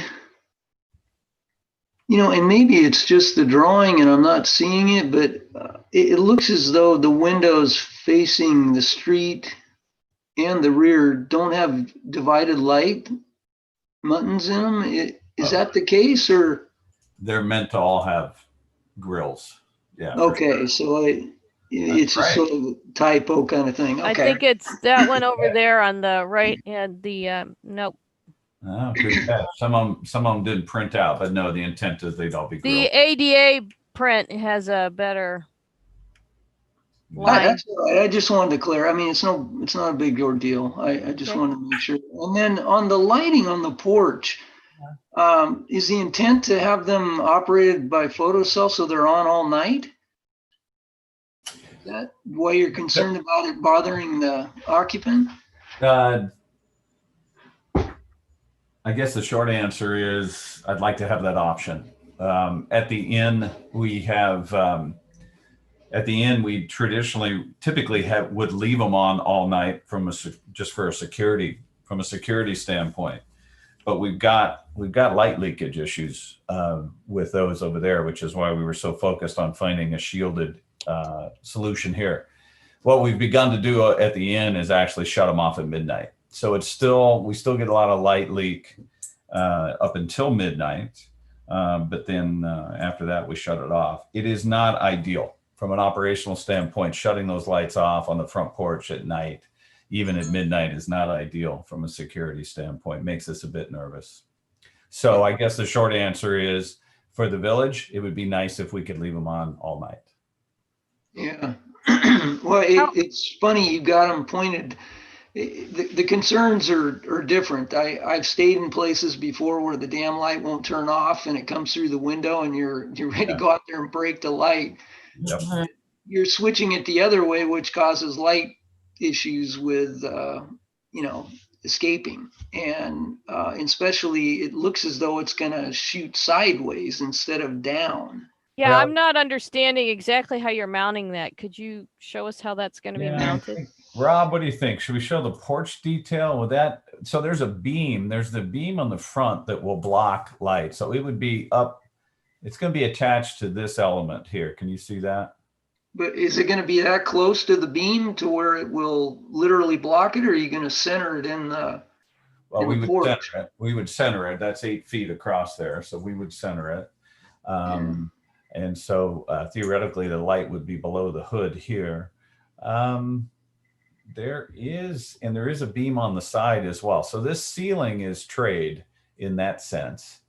And so this light would be up inside that tray with a light block the beams that you would see. I think there are better solutions to what you're trying to do. This doesn't, I'm not sure how successful this is going to be. This is Bethany, by the way.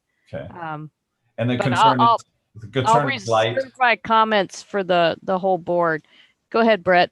Well, it just seems, I agree with Bethany. It just seems like you're solving one problem, but you're creating maybe an issue with the night sky aspect of it by blowing light to the side instead of down. Okay. And I agree. I think there might be a better solution. And I know security is a huge issue, but maybe not so much in San Ynez. I don't know. I don't know. But we're certainly willing to take a look at some others. So thank you for that comment. We'll take that was all I had. Okay. Are there any other questions? And then we'll go to board comments. This is Robin. Yes. And I had a question about the wall. There was a memo from staff. And so if you could address the fire department concerns. Rob, I know what those are. I think we're talking about the 3-foot space. Yeah. So we've got a 5-foot self-imposed setback on the eastern and western sides, which we centered the retaining wall in the middle of. Here's a better look. And Right there. it needs to move a little bit closer, the retaining wall does, to the property line, in order that you have 3 feet of space at the back of each unit for firefighters to get in there, which we're in the process of making that revision. It moves over 8 inches is the bottom line. Okay. Does that answer your Thank you. question, Robin? Okay. Yes. And so, Rob, that's going to move the wall closer to the property line? It'll move the retaining wall closer to the property line. The distance from the retaining wall to the property line will then be 1'4" instead of 2'2". Okay. All right. Bethany, Yes, ma'am. I do have one more question on the lighting, if I may. Could you just quickly just show us the other fixtures? We just talked about that one. So the other fixture, you could just highlight them again. It's that one with the Saturn thing around it. Yeah, it's that guy right there. This is on the porch and other places too. No, this one, I think Cass is on the side of each building. Which one? The round? Yes, got it. Okay. Actually, that's a little different. The line work on that doesn't match your fixture quite exactly, but A good point. I didn't notice that. I pulled it right off the cut sheet, but And then the little well, it looks like a step light, the round one. Can you go through that one again?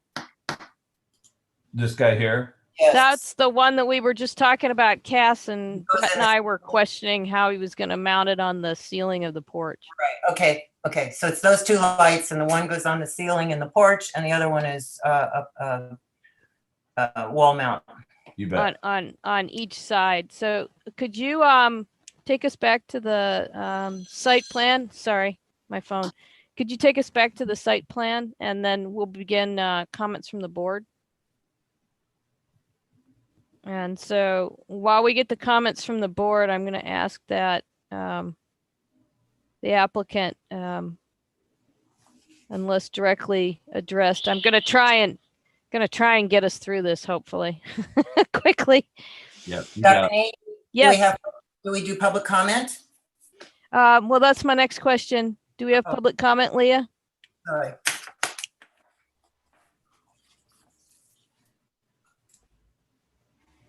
Did we lose Leah? There we go. I'm here. Hold on. I do not have any requests to speak. Okay. So Cass, did you want to start off, or do you want me to start with Puck? Yeah, start with others. I want to hear what others have to say. All right, Puck, you're on.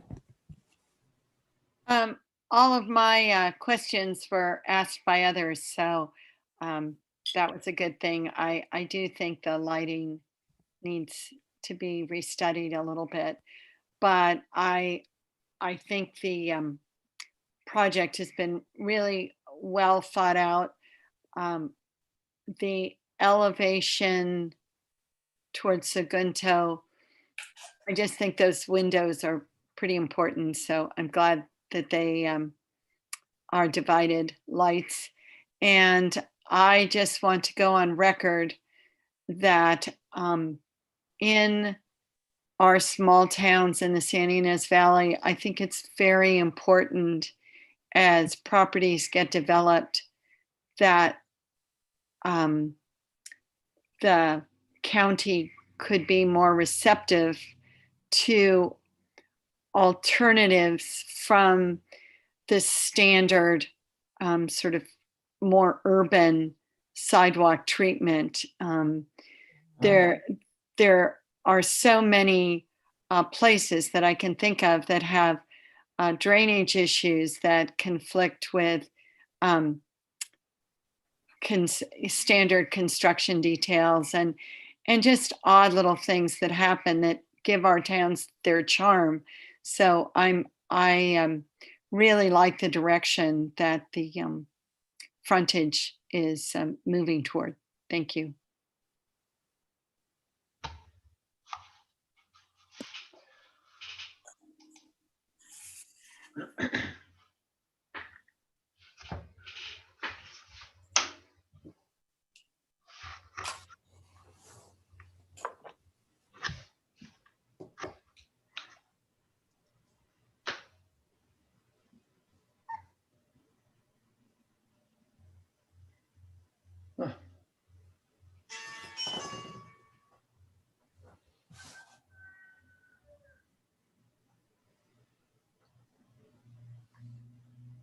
Dave, are you still there? I hear nothing.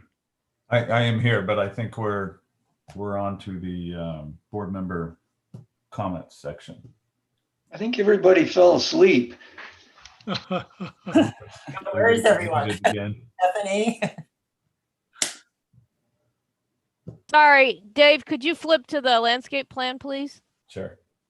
I had my thing. I was sitting here saying, could you do that? And I was muted. So No response. I'm an idiot. Okay. Puck, did you have any comments on this, or? because we didn't get to look at this earlier. On the landscape plan, Yeah, the plant selections. it was really difficult for me to see. It still is. Could you zoom in a little, Dave? Yep. Any place in particular you want to see? Just start at the top and we'll work our way down. You got it. A little more. How's that, Puck? Oh, that's good. I can. Yeah, just leave it on. Don't scroll over to the plan. We're just Okay. looking at the plant list right now. Okay. Want to scroll down a little? Sure. I would, this is just a personal comment, but I've found that the Wilsonii olives tend to sort of yellow out, and I think are not the most fruitless. If you really want a fruitless olive, I would definitely stick with the Swan Hills. That's not a problem. I enjoy both of them, and if that one works better for you guys, that's what we'll do. We'll swap it out. And since it is a public space, I was just wondering if there was something besides oleander that even, you know, people, I saw a woman one day who had an oleander blossom tucked against her cheek and, you know, behind her ear, like she was picking a hibiscus. She didn't even realize that her cheek was like turning bright red. And I had to go after her and go, you know, that's kind of that's an oleander and it's 95 degrees outside. It's not a good idea to do that. So I do think that if there was an alternative to oleander, but otherwise everything looks good. Absolutely. I chose the petite because it listed as non-poisonous, but it doesn't matter to me. It's just we'll definitely let me change it just out. let's just get through the comments and instead of responding, Terry, if you can hold on. You bet. The only other thing I would like to say is I don't think the bougainvillea is gonna make it.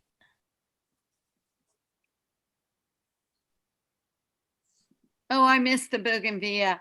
Yeah, down in that little cold sink. It's gonna be tough.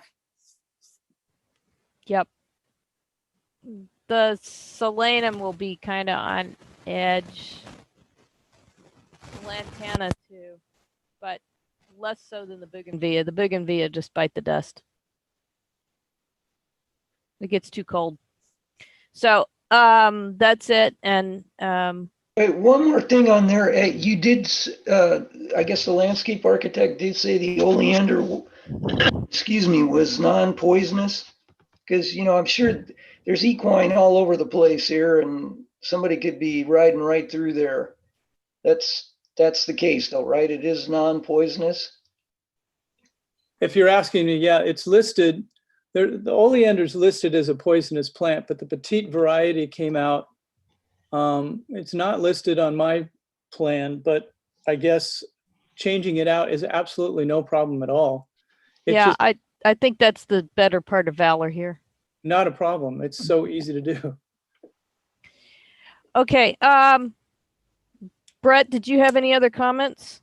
No, I think this is a really nice project. It's well presented and I think they did a great job. Okay, Robin?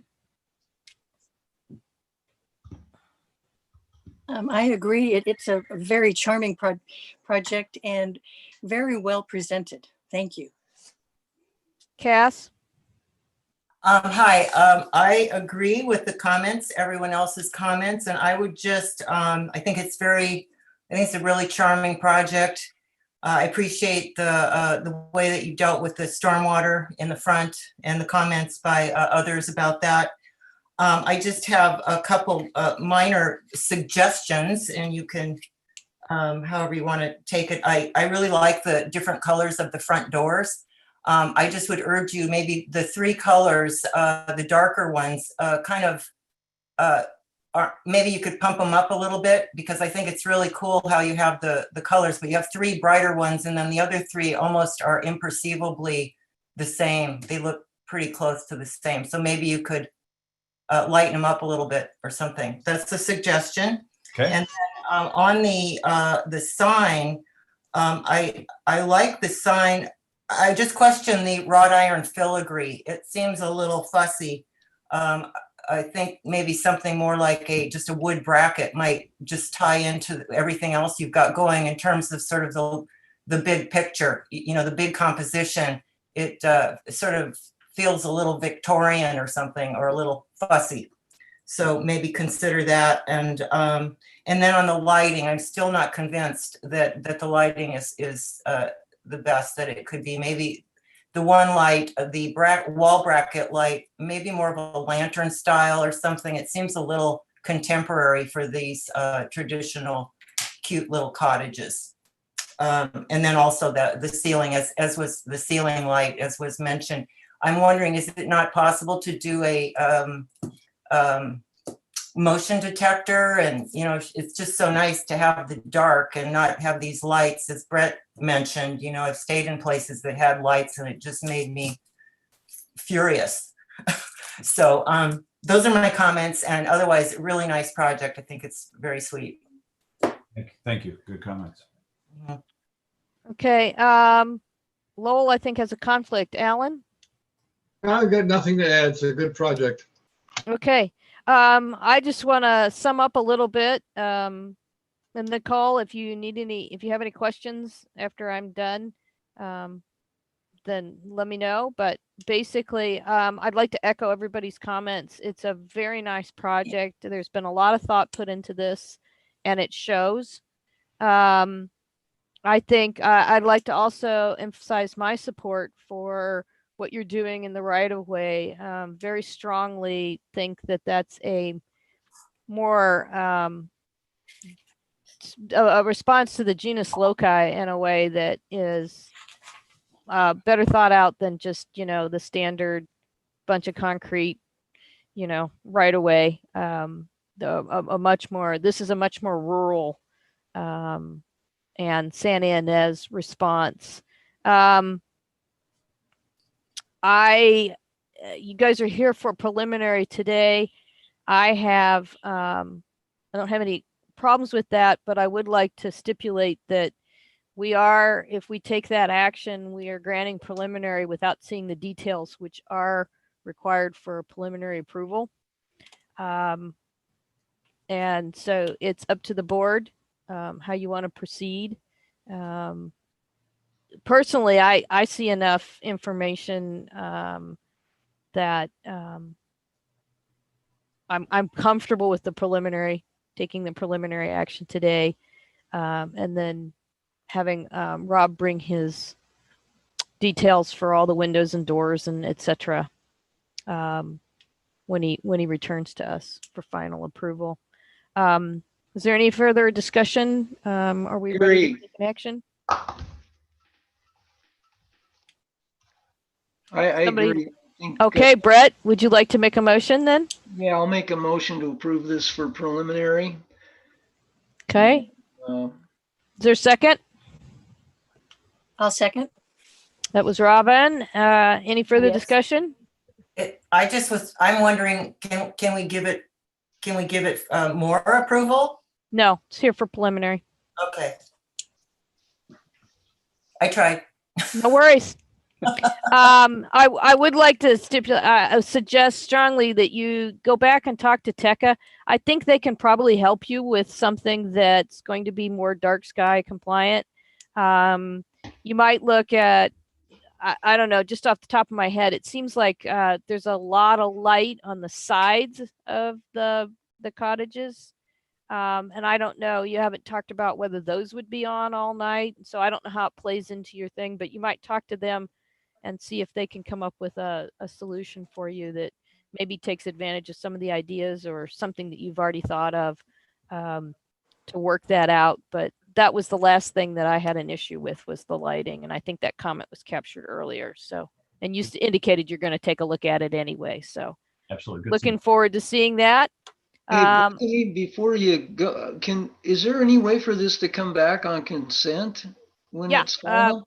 Okay. we can do that. Let me call the vote real quick. All in favor? Aye. Aye. Aye. Okay, Lowell, I think is abstaining because of a conflict. Are there any no's? All right, any other abstentions? Hey, Bethany, before you move on, Yep. sorry, my end, it's going in and out. Who was the motion maker on the second? Brett and Robin. Okay, perfect. Thank you. No worries. Okay, motion carries, preliminary approval. And I think, yeah, we can, I think given Rob Mills' experience here with us, I definitely am comfortable coming back final on consent if the rest of the board is okay with that. Yes. Okay, so I am. Rob, come back I am. final on consent and we will do it to it then. All right, so. Thank you very much. Yeah, thanks, everybody. Very welcome. Okay, so the next item is Fisher Edison Properties, item number 320 bar 164. While the presenter, the applicant, gets ready for that, if we could all take like a 5-minute break real quick. My dog would like to go outside. Sorry. And we'll come back in 5 minutes when the presenter is all ready and we'll read the comments and move on. Is that okay with everybody? Yes. Okay. Who do we have for the applicant team that's ready to present when we get back? Joe Sieglia. I'll let you take care of that. I'm going to go take the dog out. Go ahead, Bethany. All right. This is Joe Sieglia. Hi, Joe. Let me get you permissions to go ahead and share your screen, okay? Yeah. All right, Joe, you should be good to go whenever you're ready.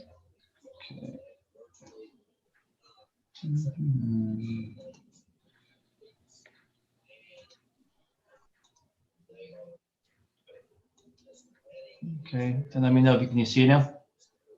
Yep, looks good. Okay, we'll hang tight and wait for the chair to come back and we Okay. should be hearing this Just item. one quick thing too, just to know that, so I'm gonna present, but I might want to switch to Jackson, which is also on here. We may not need to, but he's got a render SketchUp that we can kind of go around on the site if we needed to, just so I'll be presenting, but there might be a chance we want to also include Jackson as well, Stetzel. Okay, that's perfect. Yeah, Thank you. I can upgrade his privileges if we need to. Okay, thank you.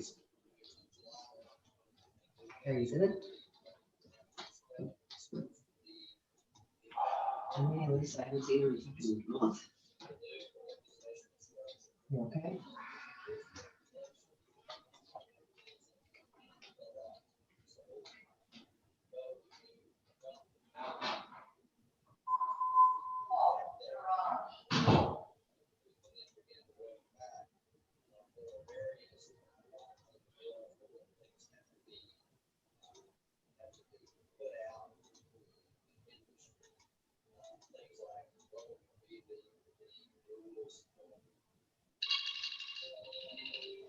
Yeah, You're not on mute, just want to let you know. yeah, I know, I just muted it.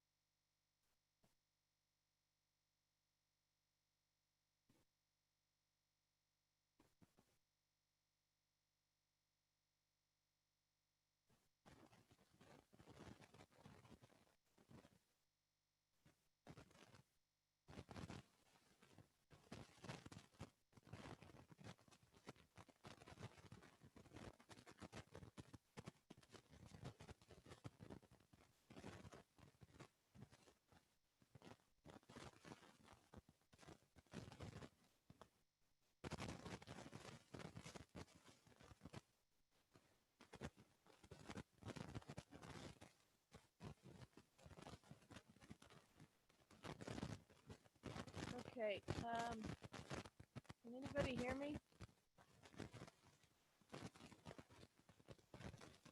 I can hear you a little bit. Okay, There's like static or something. that's weird. Are we ready to reconvene? Oh, there, that's better. We are ready. I'm here. Okay. Okay. I lost my thing that shows me who's here and everything. There we go. Aha, got it. Okay, Leah, are we ready to get going again? I believe we are. All right. Well, that was 5.5 minutes on the nose. So, okay. So I will go ahead. We've already called the project, which is number 3 Fisher Edison Properties, correct? So I will go ahead and read the comments from last time, and then we'll let the applicant go ahead and give us their presentation, and they can show us how they've addressed the comments. So generally unimpressed with manufactured structures. When you return, provide more detail as to how the buildings will look. Would like to see the landscaping with usable outdoor spaces and personal areas. Would like to see, I'm on the right project, aren't I? Yes. Okay. Sorry. Would like to see more separation and less linearity in the arrangement of the buildings so that they are arranged in a welcoming way that provides usable personal space to each unit. Would like to see exactly how the buildings will sit on the site, identify the type of windows that will be used, along with proposed materials and proposed covered parking. Provide a master site plan showing existing and proposed trees, existing and proposed hardscape, pasture areas, etc. Provide details on the location and type of all proposed lighting. All right, so it looks like we have an applicant here. Sorry, and this is county staff. This is Eric Gomez again. I'm the planner assigned to this project. So just so the board members are aware, there has been a change currently to the scope of the project, where we're only now currently looking at the parcel where the house is proposed. The single family dwelling is proposed. And that occurred because of a possible change in the permitting path required to allow more than 20,000 square feet on the other parcel that wasn't caught previously. So I am working with that with my team right now, but for that reason, you're only really looking at the parcel where the house is proposed. Okay. So all right. Do you want to go ahead and is the applicant ready to give us their presentation? And Yeah, I am. I mean, Eric, I still think, in fairness to you guys on the review board there, I think it'd be good for me to at least address quickly and summarize the intent of the whole master plan. There's 3 parcels on the property, and I think it'd be good to at least let me walk you through, because I'm assuming you're going to be looking at this again. But we did address all the concerns. But if you guys don't mind, I think it'd be great if I just do a quick briefing. Again, because there's 3 parcels that one owner owns, and we're dealing with the parcel here at AP 070. The original application was 071 and 070, but I could just kind of brief you because they are adjoining properties. Is that acceptable? I think you can do that. Just try and be as succinct as possible and speak to it where it where the dovetail is going to happen, how they address each other, but focus on the house as Eric described. Yeah, no problem. So, okay. So basically, hi, my name is Joe Ciaglia. I represent Katie Fisher on the design development. We're also going to be the constructor of the project. So we have basically, she's acquired 3 parcels on Highway 950, Highway 246, which is up here. And basically, there's some existing conditions in residential houses that are non-conforming for employee housing, and there's an existing barn. And what we're trying to do is make all the properties basically cohesive and actually have the same architectural look. So everything that we're addressing basically with the house that we're trying to present now, we're trying to make everything conform and be the same. So But again, this is the main entrance here where the employee housing would be in the parcel of the existing barn. And this is the resident that we're proposing in this today. So basically I'll go through this. So some of the comments that came up were basically, I'll keep going through the pages here for you guys. But again, this is the parcel. This is the entrance to come in. This is the fire department turnaround. And then let's go here. So one of the things was asked to provide was drainage. So again, the property here we're dealing with, here's the drain. So basically the overall project slopes in the direction like this into the pastures that exist.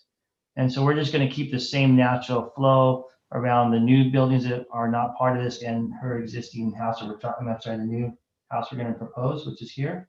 So as far as the drainage, we're really continuing the drains in the same direction it is. And basically everything sheets down, drains into the pastures and then percolates into the ground. It doesn't drain into any adjacent properties. So that's the drainage.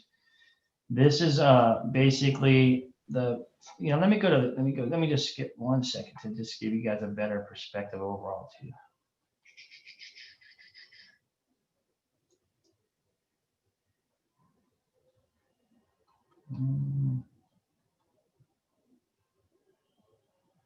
I'm so sorry. Oops. There we go. So this just kind of gives you a good idea, just kind of a more of a visual of what's happening there again. So this is the Highway 246 up here. These are all the existing trees that exist. Most of them are basically sycamore trees. There's some oak trees. So obviously they lose the leaves in the wintertime now. So this would be the entrance. And what she's proposing is put asphalt paving to come in. This is existing concrete that exists now. And she would be pouring actually concrete paving up into the new dwelling that we're proposing. This is the existing pasture. So again, back to the drains, everything kind of just sheet drains through the pastures and out into the area here and percolates in the ground. So this is the proposed area. Do you want me to just kind of keep going, or you guys want to ask any questions about what I'm showing you here? Just keep going. Okay. I know it's hard. You're kind of talking to a wall, but it's okay. Keep yeah, going no and yeah, no problem. So this is the existing. You want to? I guess I can go to the. I'll do the render stuff, and you guys want to go back to plan as far as the plans and the drawings and details. But this is kind of the overall perspective of the actual house. So this is obviously the front porch to come in. The garage would be on the side, so you would pull in, and the garage would not be seen from the front. As far as landscaping, the client really doesn't want to do a lot with landscaping. I mean, this is a huge property that has a lot of grass. Most of the irrigation on this property is all the old pipe system where you put in the pastures to water. There is water throughout the whole entire project, but she wanted to keep the landscaping very simplified because there's so much grass. I haven't identified the exact plants, but she wanted to keep it at minimal on the landscape side of as far as around the house. So here's front view from two views, and then here's the rear property that just a covered enclosed a patio cover. The roof is going to be a composition roof. The siding is going to be hardy back vertical siding. The windows are going to be vinyl. The roof is going to be a metal roof as far as the patio structures. And just to kind of brief you guys, I mean, this is the barns that we were proposing before. So all the barns will be same color, same conformity. So the whole project is going to be designed so it's all integrated.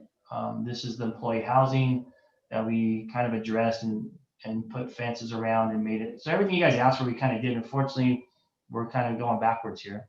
But this is the barns. This is the proposed barn that we're proposing. This is employee housing with fences and landscaping and really designed in a nice way for the people that are going to be there. We consider all the things you said, but I just wanted you guys to see that the master plan, that everything is going to be the same look, the same colors, the same barn type look.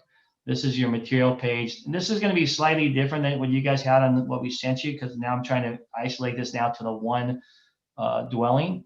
But basically, here's your composition roof, your hardy panel, vertical panels that are going to be alabaster white, your gray standing seam roof, steel metal black doors. Hold on a second. Was this actually what we're looking at? Is this actually submitted? This is submitted. I just rearranged it slightly. And there's a couple things that are slightly different, but there's a few of these pictures I've Well, changed. we're constrained to look at what was submitted Okay. because this was- plans have to be they have to be available for members of the public. I know there's no member of the public here, but that doesn't mean that there hasn't been, that somebody hasn't No looked problem. at I it. mean, if that's what you want me to do, I'll switch back to the one you have. It's almost That would be exactly the same. perfect. Thank you. Yeah, no problem. No problem.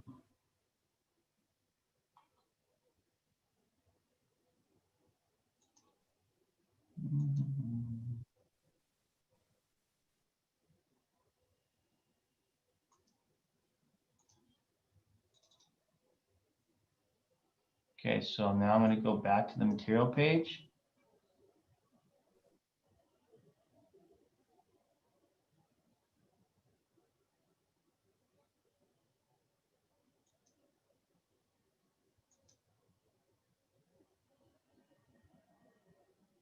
So here's the material page. So all I did, like you say, is just change a couple pictures here that were more conforming. So it'd be easy for you guys to understand it was specifically related only to the house, where this addressed things that were in the other submittal before Eric told us that we had a problem. So again, we're back to the same composition roof that we discussed.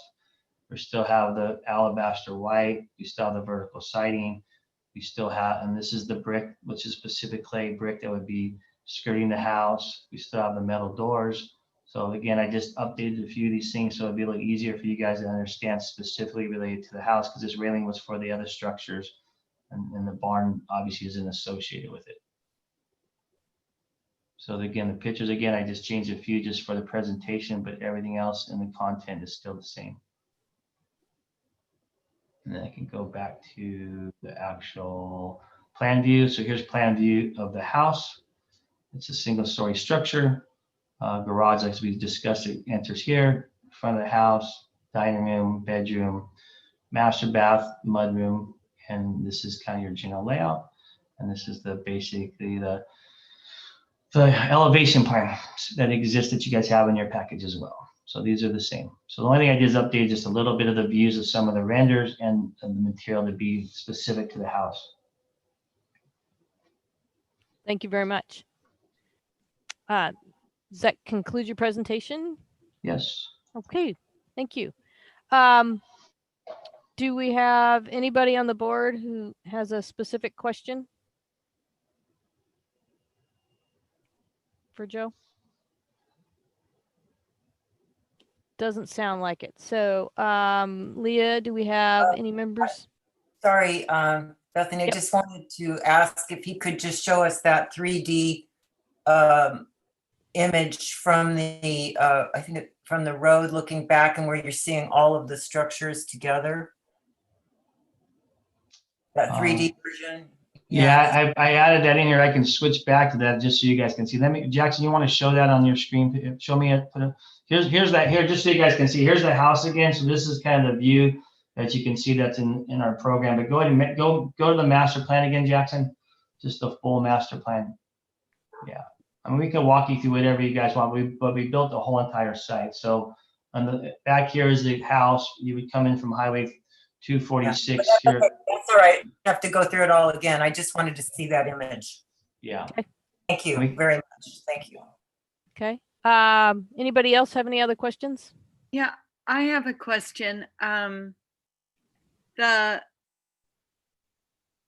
renderings show like all the trim, like everywhere the hardy board sort of stops, it's painted like a dark brown. No, it's actually black. It's actually black. Maybe just looks a little bit different. Yeah, Jackson, you want to show the house, please? That actually on there. Let me just go just to the house, please. Yeah, everything is black trim. That's going to be on it. Just the render looks a little bit on the brown tone, but it's actually black that she's doing all the trim with. Yeah. Okay. There you go. You can see there. There you go. There's a good view. So that help you guys. So the roof is kind of a grayish type. Even it just picks up the tan. It's really hard to emulate the color exactly. But that's why we have the sample in the package. But yeah, the roof's going to be a gray, but it does look kind of, it picks up some creamy colors when you render it up. But yeah, it's tend to be black, and then all the actual brick trim is basically the Pacific clay, the gray. So all the trim's black, all the vertical is alabaster white. The roof is basically a mystic gray, and then this is gray. But yeah, it does look a little bit, the way it shadows out. It looks a little Okay, bit- thank you. Yeah. Okay. Any other questions? Yeah, I have, so on that, just following from that discussion, so this barn that we're looking at right here, that's existing? I'm sorry, you're breaking up really bad. I apologize. Can you please repeat yourself? Okay, so we're matching existing, correct? Yeah, the existing conditions is what we want to match, right? So Right, so you yeah. have, can you show us a picture of an existing, is that barn we're looking at right there now, or show us a No, picture this of is it. not a barn. This was just showing the type of doors that were going to go on the barn, that they were going to be glass doors and metal. So that was Do you just have showing. some site photographs that were submitted that you can show us? Show us an existing condition with the black trim, please. Yeah, Ashley, can you send me those pictures real quick?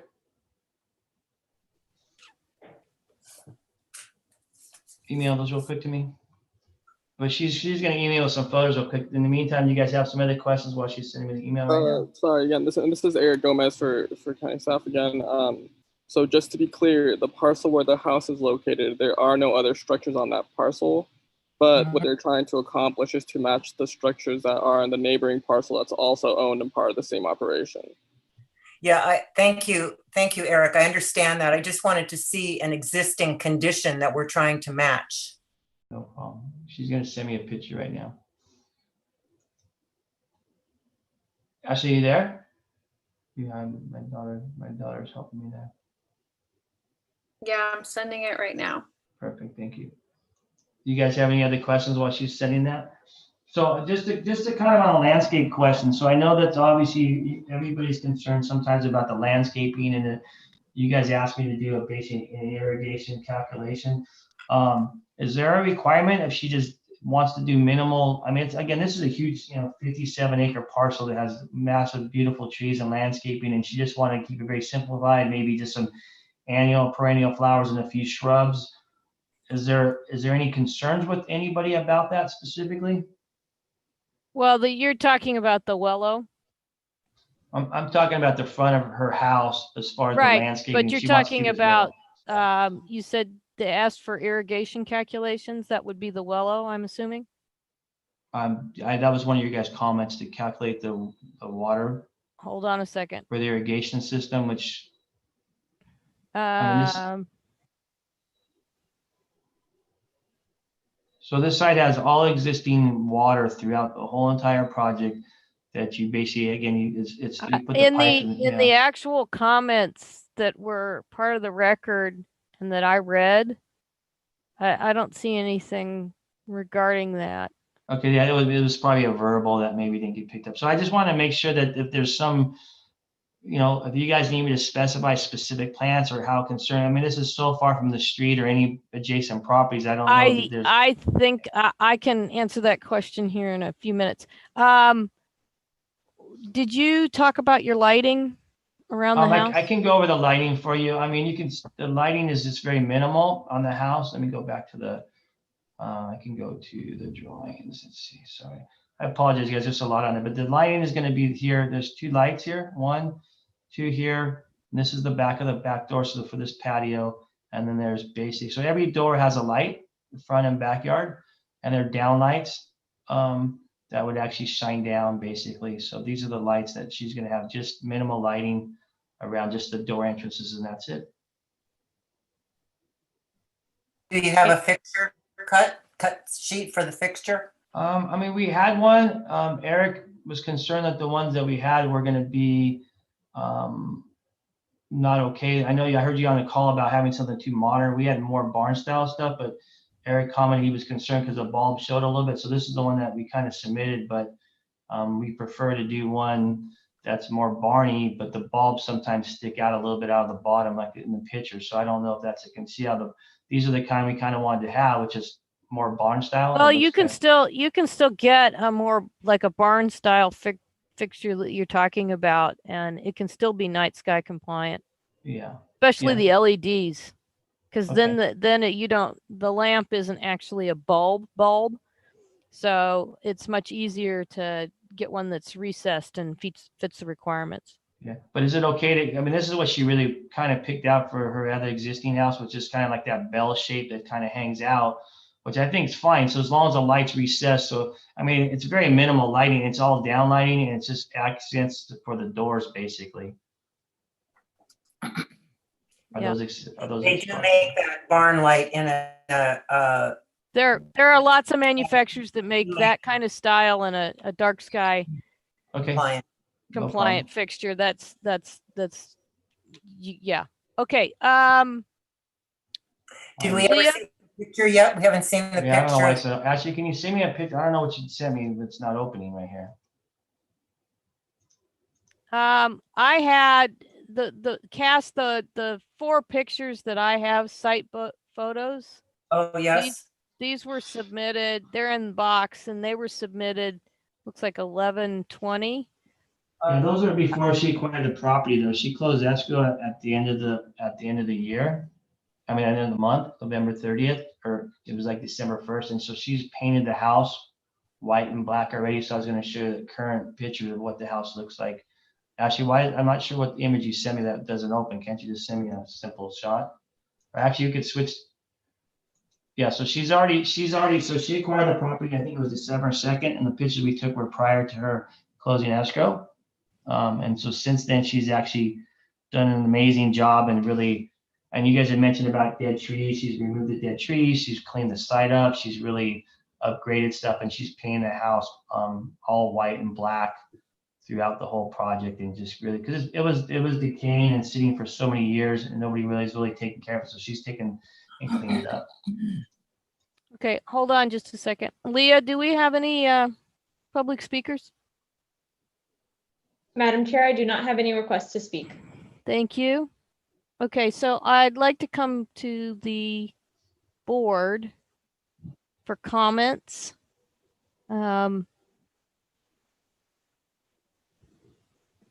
Anybody want to start? I'll start. On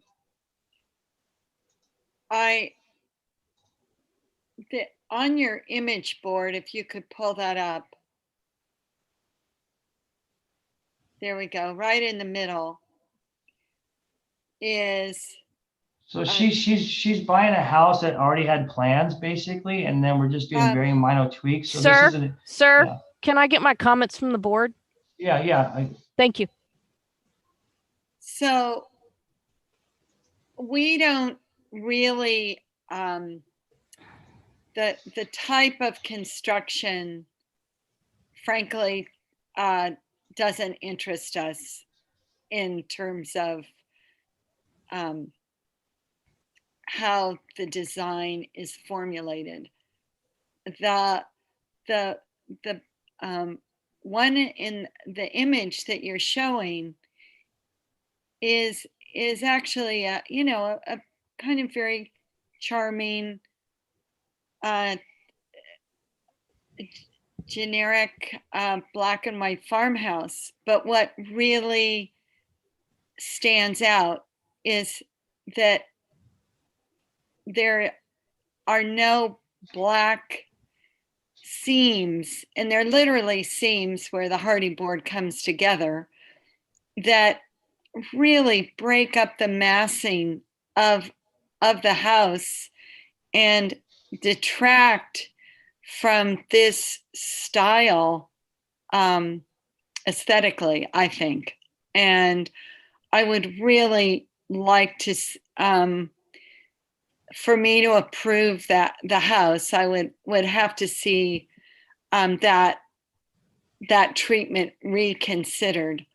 Also, I don't know if it's possible to change the proportions of the porch, but on yours, and it may just be all this black trim that's detracting from it, but it's, I just think you should go back to the look of the residence that's on your image board. As far as the landscaping is concerned, it looks like a house that was built for a horse trainer, or, it's very functional. That's fine.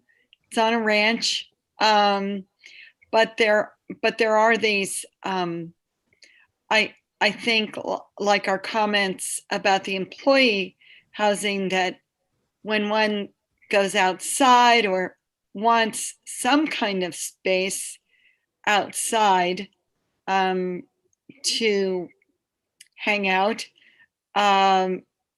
it doesn't really look like that's been addressed yet. And Bethany can comment on the Mello calculations. And I also think, I don't know if you've read the dark sky, the actual dark sky ordinance for the San Ynez Valley, but I think you should, because it's going to come into play on the entire project. So good to know now rather than later. That's it. Okay.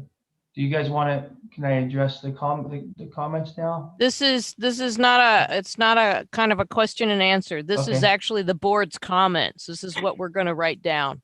Yeah, no problem. Okay. And if there's a couple of clarification questions that you have at the end, we'll see if we can, how we can address that. But right now I just need to get through my board comments. Okay. That's okay. No, I appreciate that. This is some of my questions, but I appreciate that. Yeah. Thank you. Okay. Cass?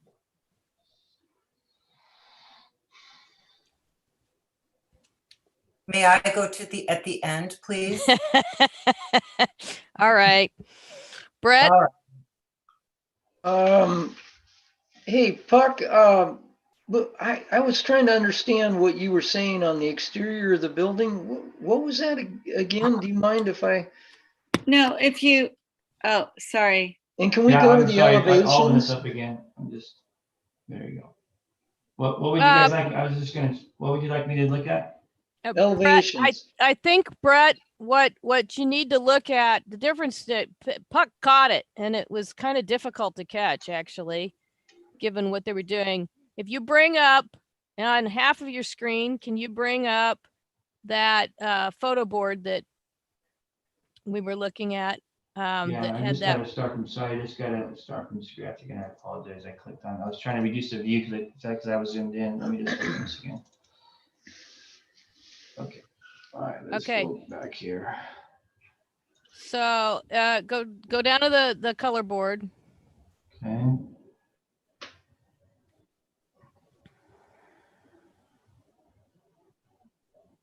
Okay, so Brett, take a look at that.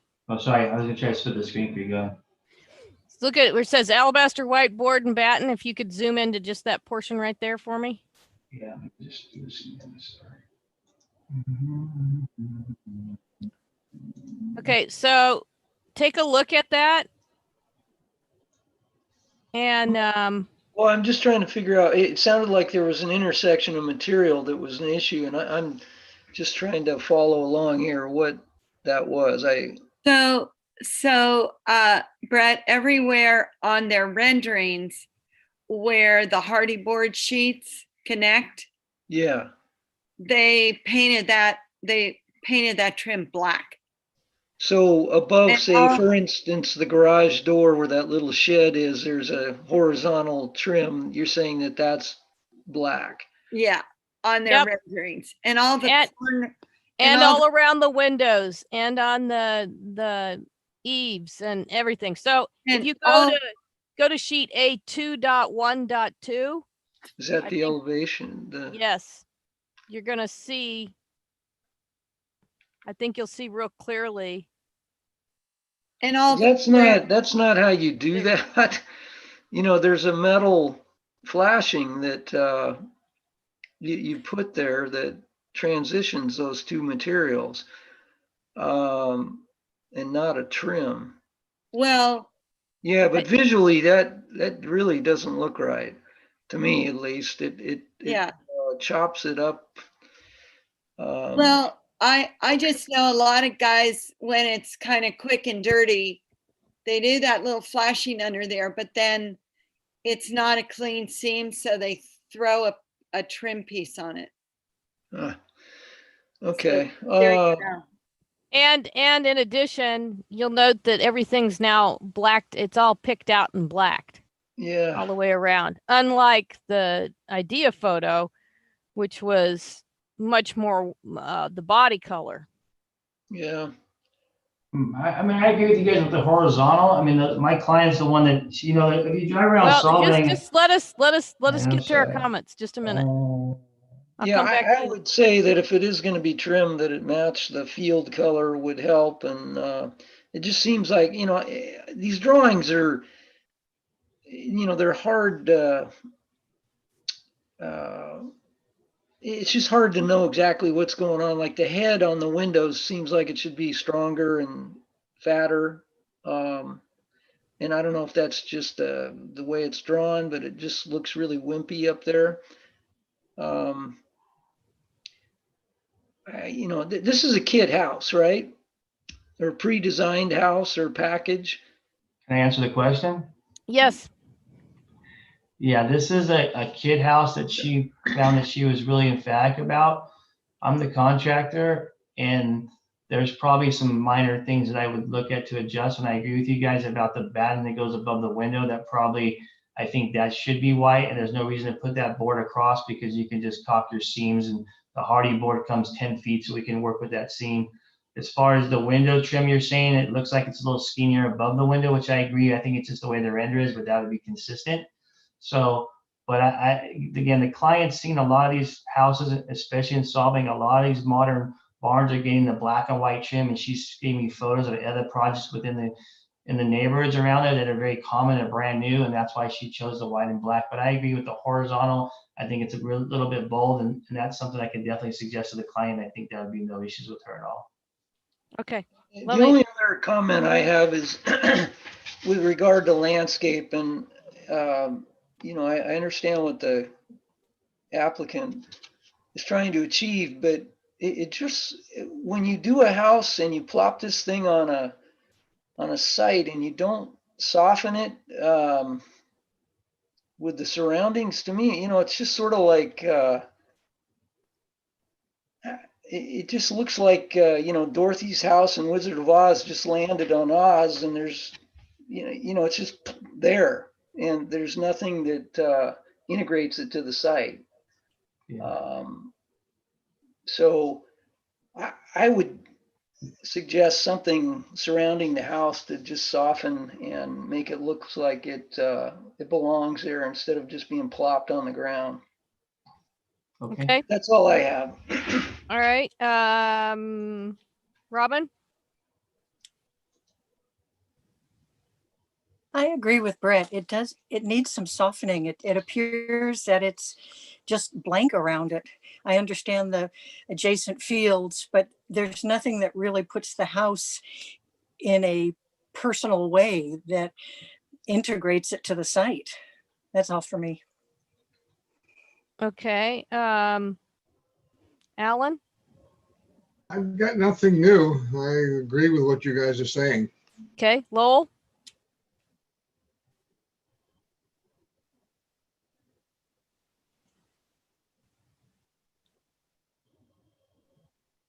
Did I lose you, Lowell? Can you hear me now? Yeah, we can. There you are. Sorry. I would agree with the comments that have been made already, and Puck's comment regarding adding some private areas around the new single-family dwelling, so the user could have some private space outside of the house.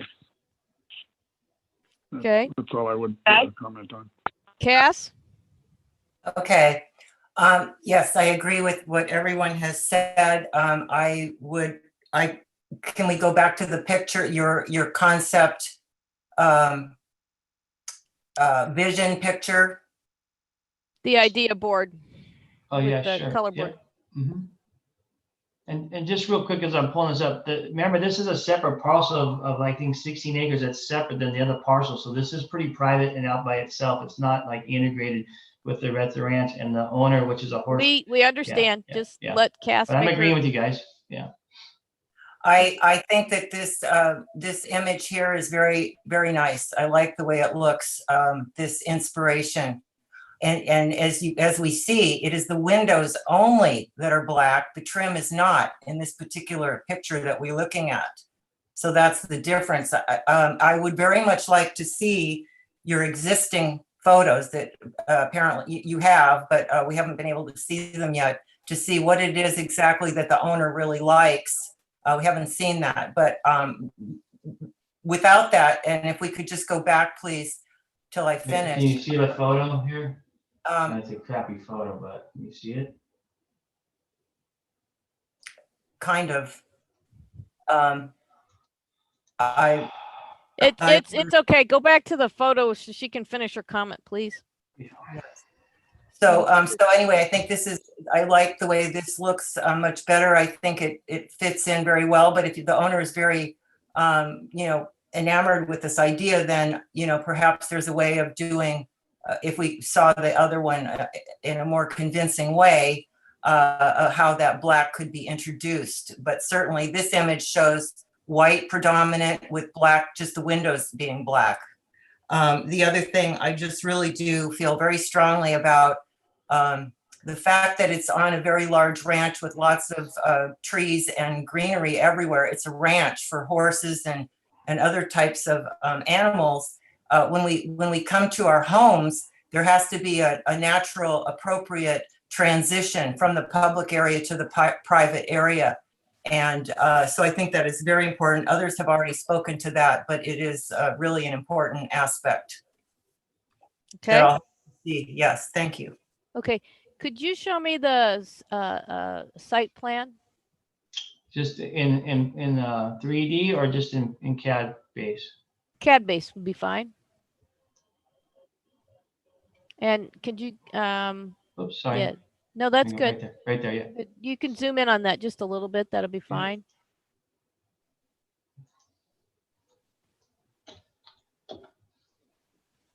Okay. There we go.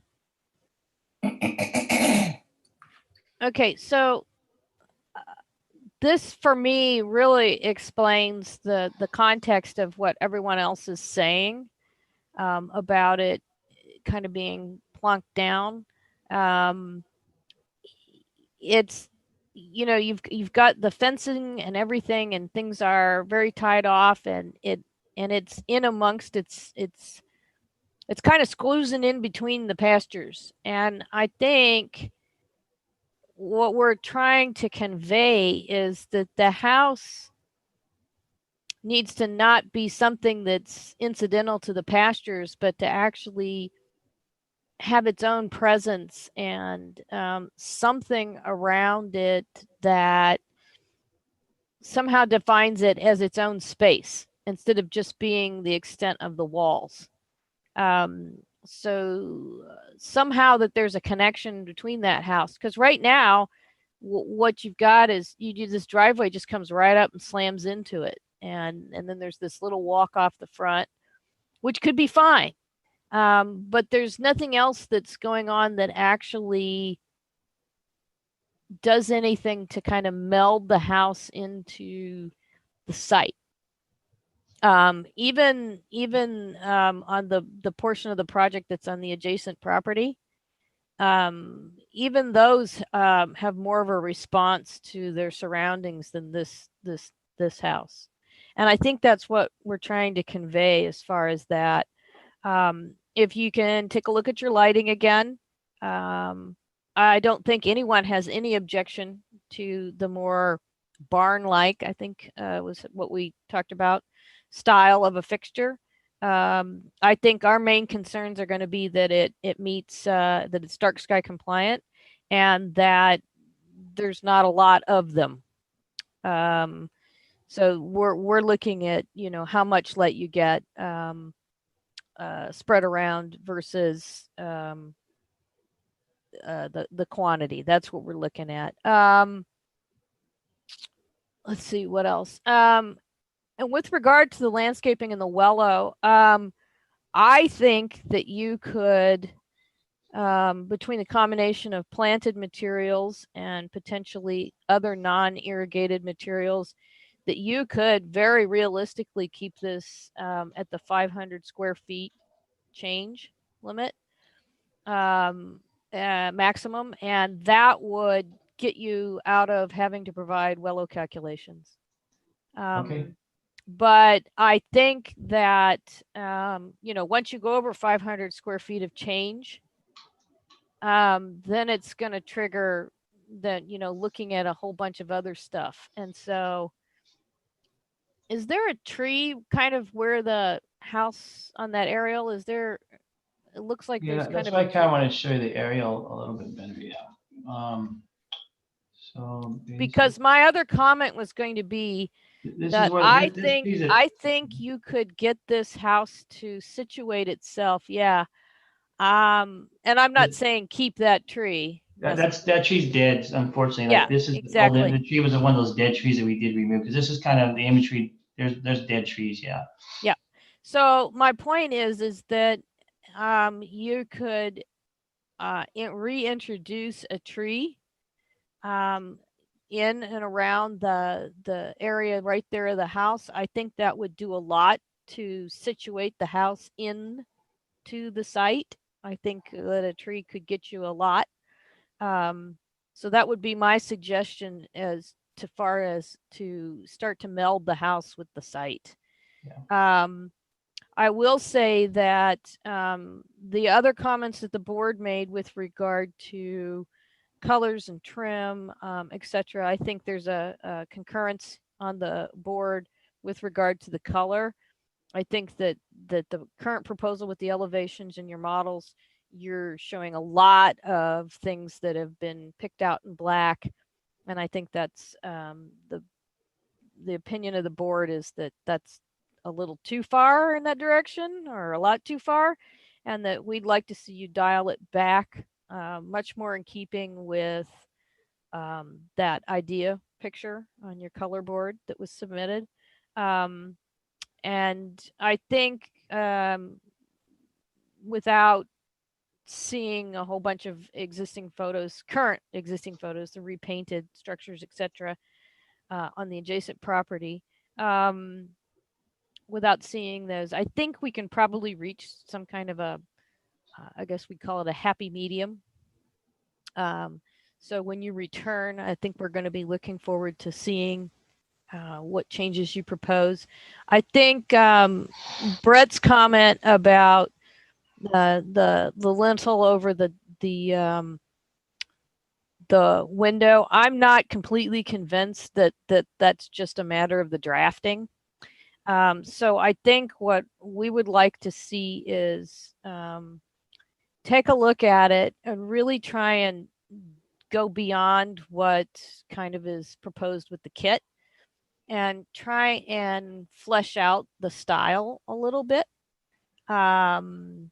just to emphasize some of the detailings, the extras, little things that you can do without, completely redesigning the kit. You're not doing any structural changes. And I'll leave it to you to decide how to accomplish that. But I think that's what the board is looking for. It makes no difference to us whether you're proposing a stick-built structure or a kit. Okay, that's fine. The problem is that we have to make certain findings about the exterior of the structures, all four sides being equally designed to the same level. So we have those findings to make about the mass, the articulation, and the detailing. And what commonly happens is there's an inherent tension when you do propose to use a kit structure or a packaged structure, and that often they're lacking in those details, the finer nuances that are evocative of the design, the style that you're going for. And that's where we run into the problem. And so you're going to and have received comments that are indicative of that tension. And that's why we are asking for these things. It's not a double standard. It's applied to all structures. But by the same token, there isn't kind of a pass for something if you've got a kit structure. So that's the context of the comments that we're giving you today. So I think that's what we're looking forward to seeing when you return. And we're also looking forward to you working with the planner and establishing what the rest of the project, the adjacent parcels process will be.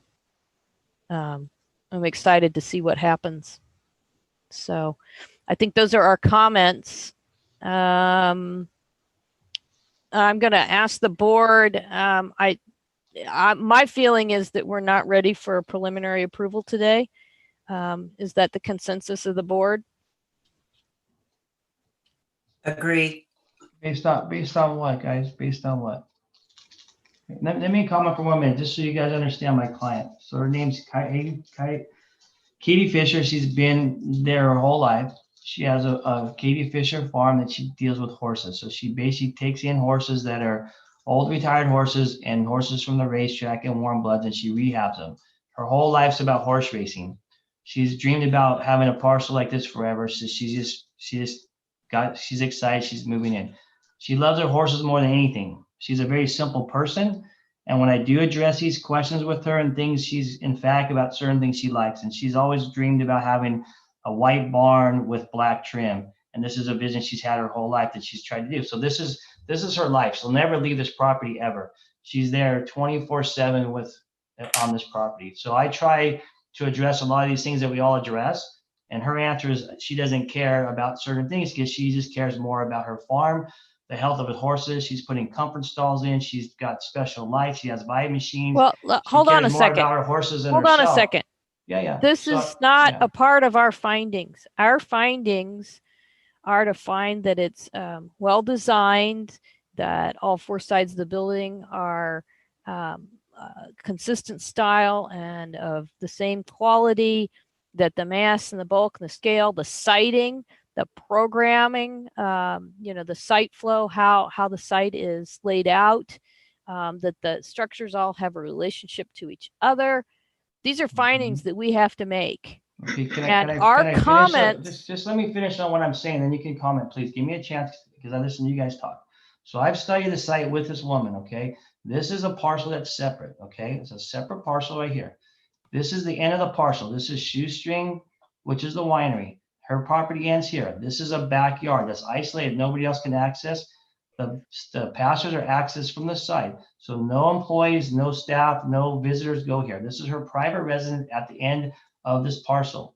There's this amazing view here. The river beds back here. This is absolutely gorgeous. The winery, the hillsides, the skyline is gorgeous. There's already existing trees. This is slightly elevated, and she wants this view out of the backyard, which is absolutely gorgeous. She loves her horses, and she doesn't mind having pasture behind her and some horses back here. This is her lifestyle that she likes to live. This is the best orientation for a residential house anywhere on this parcel I studied. Because you're farthest away from the road, you're quiet in the back of the property. Nobody has there. The view driving into this is an absolutely pretty thing. She eventually wants to put a pool in here and develop the backyard. Her money that she wants to spend right now is to make this facility good for the housing for her employees that we're stalled on, that we're trying to do, which we listen to you guys to create a beautiful housing environment. And she cares more about her employees living and her horses than herself. So this is a resident she wants to build for her house. So she's not going to be in this housing, which she has to move in now, next to her employees. She wants to have a nice private space for herself, for her and her kids that she shared custody with her family with. So I've studied this site, and I'm telling you, I agree with you a little bit on the black, but if a customer says, this is what I want, I mean, nobody will ever see this house from the street. Nobody's ever going to go there. This is a private street, a private property that you have no access to, that nobody will ever see. So I think she has a right within reason to what she wants. And I agree with you guys on the aesthetics. And it's a design. It's not a kit. It's a CAD file that I will adjust. And we have to do structural calculations, and we have to make sure it's right. But I don't think it's fair to this client to crap on her dreams. And she wants to proceed so she can have a house here. That's what I'm trying to say, guys. I want you to be reasonable. Bethany, Yeah. Yes. you know what? You're talking to things that don't really matter. if you go back to the submittal requirements for design review board, it's very specific. And we're addressing items that need to be addressed in that. And this is, we're not giving you a break. We don't give anybody a break on this. Everybody submits the same thing. Okay. And you're not providing this information. You need to go back and look at the application and address those items. Okay, And we please made tell me, comments please, about the aesthetics that's of the great. building, and you're taking it like we're trying to stop the project, and we're not.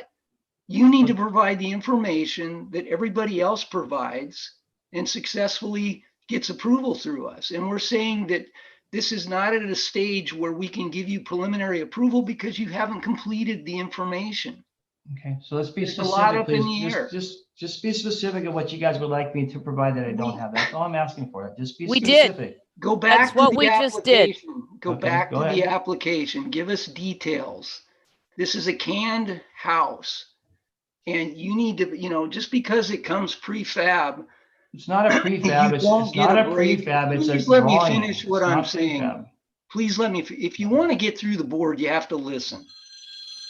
You have to provide the details, the windows, the doors, the exterior aesthetics of the building.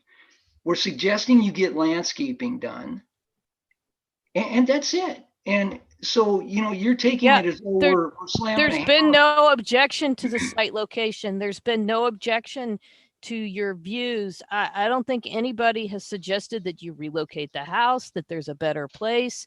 Nobody's said any of that. All of we have said has been directed towards helping you guiding you to provide information, as Brett has said, that is a part of all applications, and so that we can make our findings. I appreciate that. Again, like No, you said, the honestly- only reason I'm frustrated, guys, a little bit is we had a board meeting about the whole site, and you guys talked about employee housing, and we really spent a lot of time to address the employee housing, the environment, the landscaping, the dead trees, everything you guys commented on, we really took to heart, and we spent a lot of hours to try to address this. And then unfortunately, Eric let us know that this part of the project is no good. So that's the frustrating part, is the time and energy we spent, that we took in all your comments. Well, And that's the only reason I'm sorry, I'm a little frustrated, but I it's hard because appreciate that you're we spent the whole frustrated, holiday doing that. Yeah, so I but get the it. only thing we can review is what is agendized. I As understand. Eric indicated, this is the only thing that's on our agenda for review today. Okay. If you submit to the building department and there are code requirements, do you give them a hard time about specifics with code requirements? No, but code's code and opinion's opinion. Well, right? So that's I what the appreciate you guys' design- opinions, and I respect your opinions. Trust me, I'm the same as you. I respect everything you're saying. I'm just saying it's hard when I have a client that wants certain things, and I'm not disagreeing with anything you guys are saying. I'm just commenting on, like you said, I just want to make sure that I'm very clear on what I'm giving you guys back. Again, we did address, just so you know, there is a backyard. We understand the living space. I'm here. I just want you to understand that everything you're saying, I believe in, and I've addressed it. And I just want you to know that I believe in what you're saying, and the conditions are beautiful. If you stood on the site and you understand the vision when it's done, it's hard to express it in these drawings. So I'm a landscape architect. I've been doing landscaping construction my whole life, and I agree in the same aesthetics you guys agree on. That's all I'm trying to say. It just gets hard because you got the client that wants certain things, and I'm trying to address her too at the same time. So I appreciate Just everybody's provide time a on this. complete package. Go to the application, provide what's listed in there, and you're I thought frustrated. we did. We're frustrated that you're not understanding that. So No. explain to your client that you've provided an incomplete package, and we cannot act on it. We can't give you a ruling.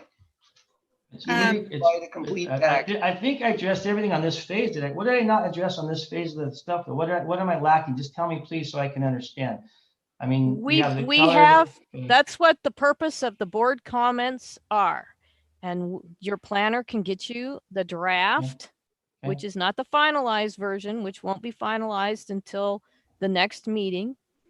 But the draft version of our comments will be made available to you. And I think between that and as Brett has suggested, the application, you can go back and look at what is missing and what further you can do. This is not a one-time we make some comments, you follow through with them, and then you're gold. This is an iterative process. And each level of the application, each level of review from concept to preliminary to final has different requirements. They are outlined, as Brett said. Can you just tell me what I'm missing in this phase that I didn't submit that was on your list? Just tell me. No, I can't, because we've spent an enormous amount of time already. I think we've given more than sufficient indication of this. And if you have questions about the application, I think you should talk to your planner and county staff. Yeah, this is Nicole. I'm the CBOR Thank you. planner. You could probably work with the assigned planner for your project, and what they can do is provide you a link to the Board of Architectural Review application that's on our webpage. And it has different checklists for conceptual, preliminary, and final. And probably the best place to start would be going through the checklist for preliminary. And then also after this meeting, I'll provide a set of these comments to your planner, and they can give you that as well. And so that should get you started on where to go next. Yeah, I think we're pretty close to the submittal checklist. I don't have it in front of me. I apologize, but I thought we addressed everything on there, but I guess we didn't. Bethany? Yes, Puck. May I just say a couple things? Yes. No one is disagreeing with the style, the black and white style. I grew up in horse country in Pennsylvania, and was surrounded by white barns and black houses with black trim. But so I think our job as professionals is to help our clients have a vision of what they want, and she sees it in her head, and through images like you presented on your image board, our goal, our task is to get them from that image to the real results. And unfortunately, I don't think your drawings actually help that process. And I don't know if it's just maybe a lack of time, but as a landscape architect, it's hard for me to believe that the rendering of the plant material on that drawing is what you really want to convey as the conceptual design intent for landscape. Landscapes can be extremely, extremely simple, but there's a real clarity about the intent. And I think that's what is frustrating us a little bit is that really it? I know you said she wants to keep it simple. Well, you haven't really conveyed to us what that means. All we have is this rendering, and there's I think there's a real disconnect between the vision and the renderings that have been presented so far. So we welcome hand drawings. These computer renderings, to do them really well, take a lot of time, and you don't need to spend time on that. Some really quick hand sketches could do way more for you than these renderings are doing. So that's all I have to say. I appreciate that. And you're right. The renders are very hard to get. It takes weeks and weeks and weeks to get the little details right, and the coloring and the shadows and the lighting. And I agree, it's very hard to portray what you're trying to do in a render. It's difficult. Every view is different. Yeah. Do it by hand. You don't need to give us a concept. Yeah, again, and I apologize. Again, the frustrating part for me is, again, you guys were really great at saying, if you can pull this off, we'll do another meeting. And we spent so much time because it wasn't just the house. And that was probably the least of our concern, because we were more concerned about the employee dwellings and all the site and the layouts and making sure they had places with yards that you guys asked us to do. So and everybody has their own little yards, and we try to really make it appealing. So we focused on the employee housing because that was their biggest And then comments. at the last minute, you got word from Eric that wasn't even like, going to be a part of the review. I understand. Exactly. So this is kind of a little bit of a mess, and I agreed because now it's all over the place because we weren't focused on. We thought that was the least of the concern, right? So, and again, it's just hard because we did work hard to get this done over the holiday. Yeah. And it shows. It does show, and this is an opportunity now to really ground truth and suss out the house. And you'll get the house done, and Eric will get you worked up for the process, and you'll be able to get the employee dwellings. And it sounds like you're already well on your way, hopefully. And so it'll be much smoother as you move through. Thank you. So, like I said, can I take like 2 minutes, just 1 minute, just to look at the employee housing, and that's it, just the plan. No, I'm sorry, sir. It's not on our agenda, and That's we fine. are behind. I just want to make sure we're going the right direction. That's fine. Yeah, and I'm sorry we can't give you any of that feedback. Okay. That's why Eric jumped in immediately after I introduced Well, I the understand. project. I know we're just going to be back on the same call eventually, and just want to make sure we address your concerns. Well, I think Eric Eric can help you with that as well as you start to move through. Okay. So we look forward to seeing what you return with, and we look forward to seeing the employee housing once that's part of the project has moved through the land use process with your planner a little bit. We'll see you the next time you're here, and looking forward to it. So hope you have a good day. Thank you. And I'm going to go ahead and move on to our last item, which is item number 4, 20 bar 99 Piazza Tier 1 Winery Wine Storage Building.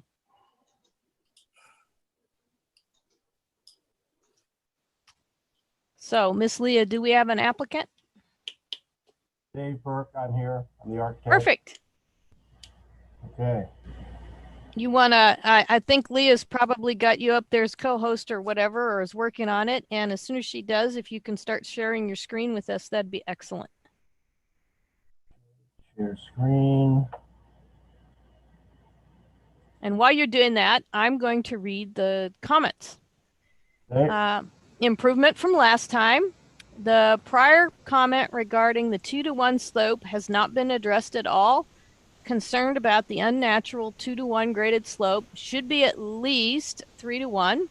There is room to feather in the grading and pull the topo lines out. The grading needs to be restudied, especially on the east and west side. Needs to look more like a hillside instead of a manufactured plinth. And the graded slopes need to be vegetated. And we gave you preliminary approval with the condition that the slope be no greater than, steeper than 3-to-1, and be feathered in. Okay. So show us what you got, sir.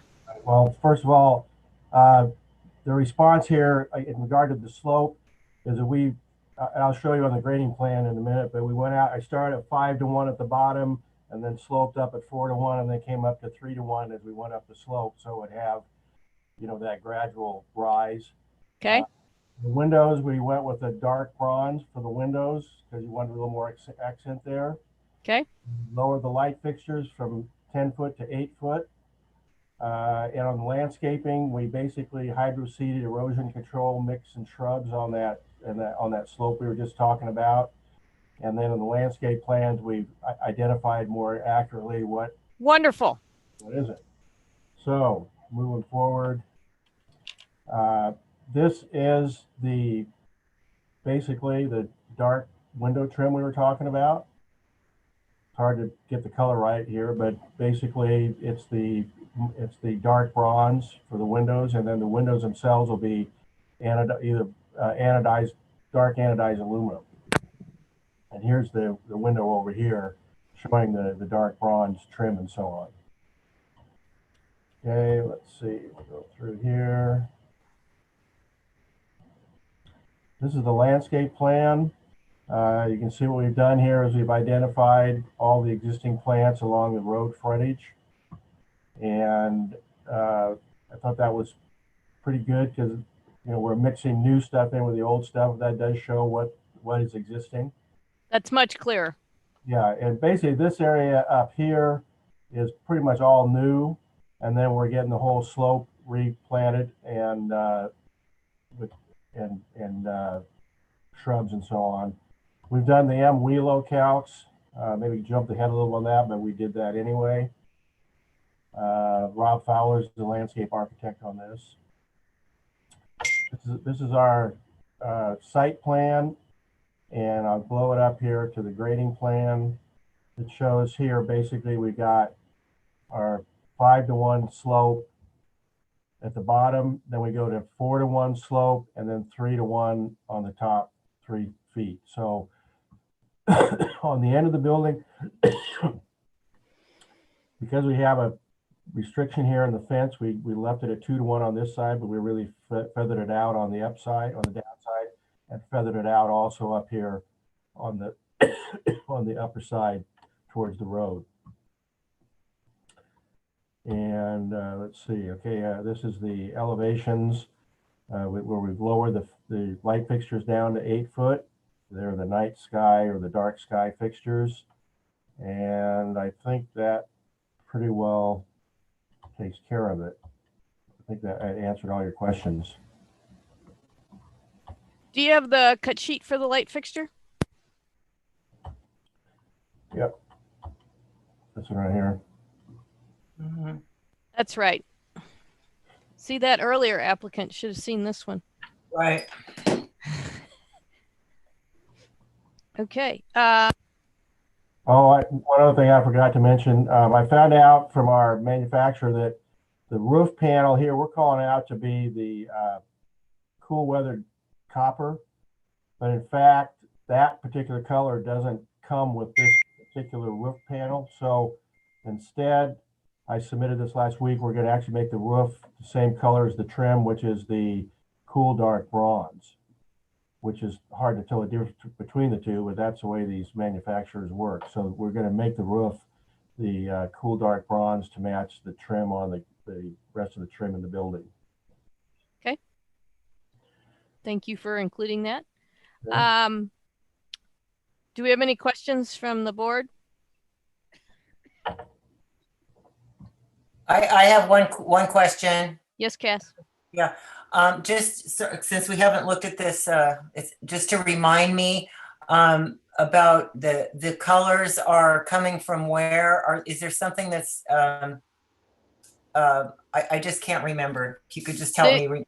I think there's some existing photos of the structure across the way, across the drive. Okay. So is matching that? That's the idea, is generally to match it all up? Yes. Yeah. Okay, thank you. That was what I was trying to remember. Thank you. Okay. Leah, do we have any requests for comment, public comment? We do not have any requests to speak. Okay, back to the board. I'll go first this time if you want me to. Go for it. I think this looks good. I don't really have any additional. I appreciate that they have responded to what we asked for. Most of it has to do with landscape, and I'll leave that to those of you who are the landscape experts. Okay. As far as the architecture and the colors or anything like that, I'm fine with it. Puck? Could we go back to the landscape plan? Perfect. Enlarge it a little bit. Yeah. Could you zoom in on the building? Yeah, keep going, a little more. Yeah, and yeah. Okay. That's a little too much. Yeah. What are you looking for? Just so we can read it. There we go. That's good. And then you can just pan up towards the top or to, yeah, there we go. All right, so do you want to see the schedule here or just the Sure. plans?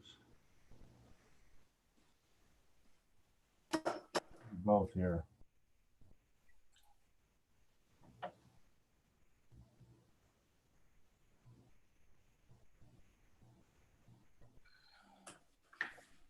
Can we see the, what's the extent of the erosion control on the, Basically, we're gonna, this whole slope gets, more, we put more shrubs there, but it also gets hydroseeded. okay. All Puck, right. did- I was just curious, there's some coyote brush listed as existing, and it doesn't say it's a ground cover. That's fairly invasive. So I don't know if it was just a volunteer or whatever, but it might be good just to remove that so it doesn't overtake everything else. Everything else. And then the 2-to-1 slope, that's just going to be hydroseeded, correct? It's actually 3-to-1. Actually, The one in the back this isn't. will be hydroseeded and get some bushes on it. She's talking about on the north side there. Oh, Yeah. here? Yep. Oh, up. No, up. Yep. Yeah, Up right. there, right there. Correct. That gets a hydroseed as well, all the way around. Okay. And is the mix on there? Yeah, it's right there. It's Bromus carinatus, Cucamonga, Festuca microstachys, and Trifolium ciliatum. Okay. I think it looks fine. I just would maybe again, there's a lot of plant material there. You might not need quite so many plants. It's right along Tapadero. It's a rural, private road, and we were just trying to sort of soften the building, and if they want to eliminate a few things, that's okay with me. Well, he's here for final. He's already received preliminary, so. Well, then just consider my suggestion of eliminating when they're installing, taking out the backrest. It's just a suggestion. I'm fine with the project. Okay. Okay, Robin? I'm fine with the project. Brett? I'm good. Alan? Agree. Lowell?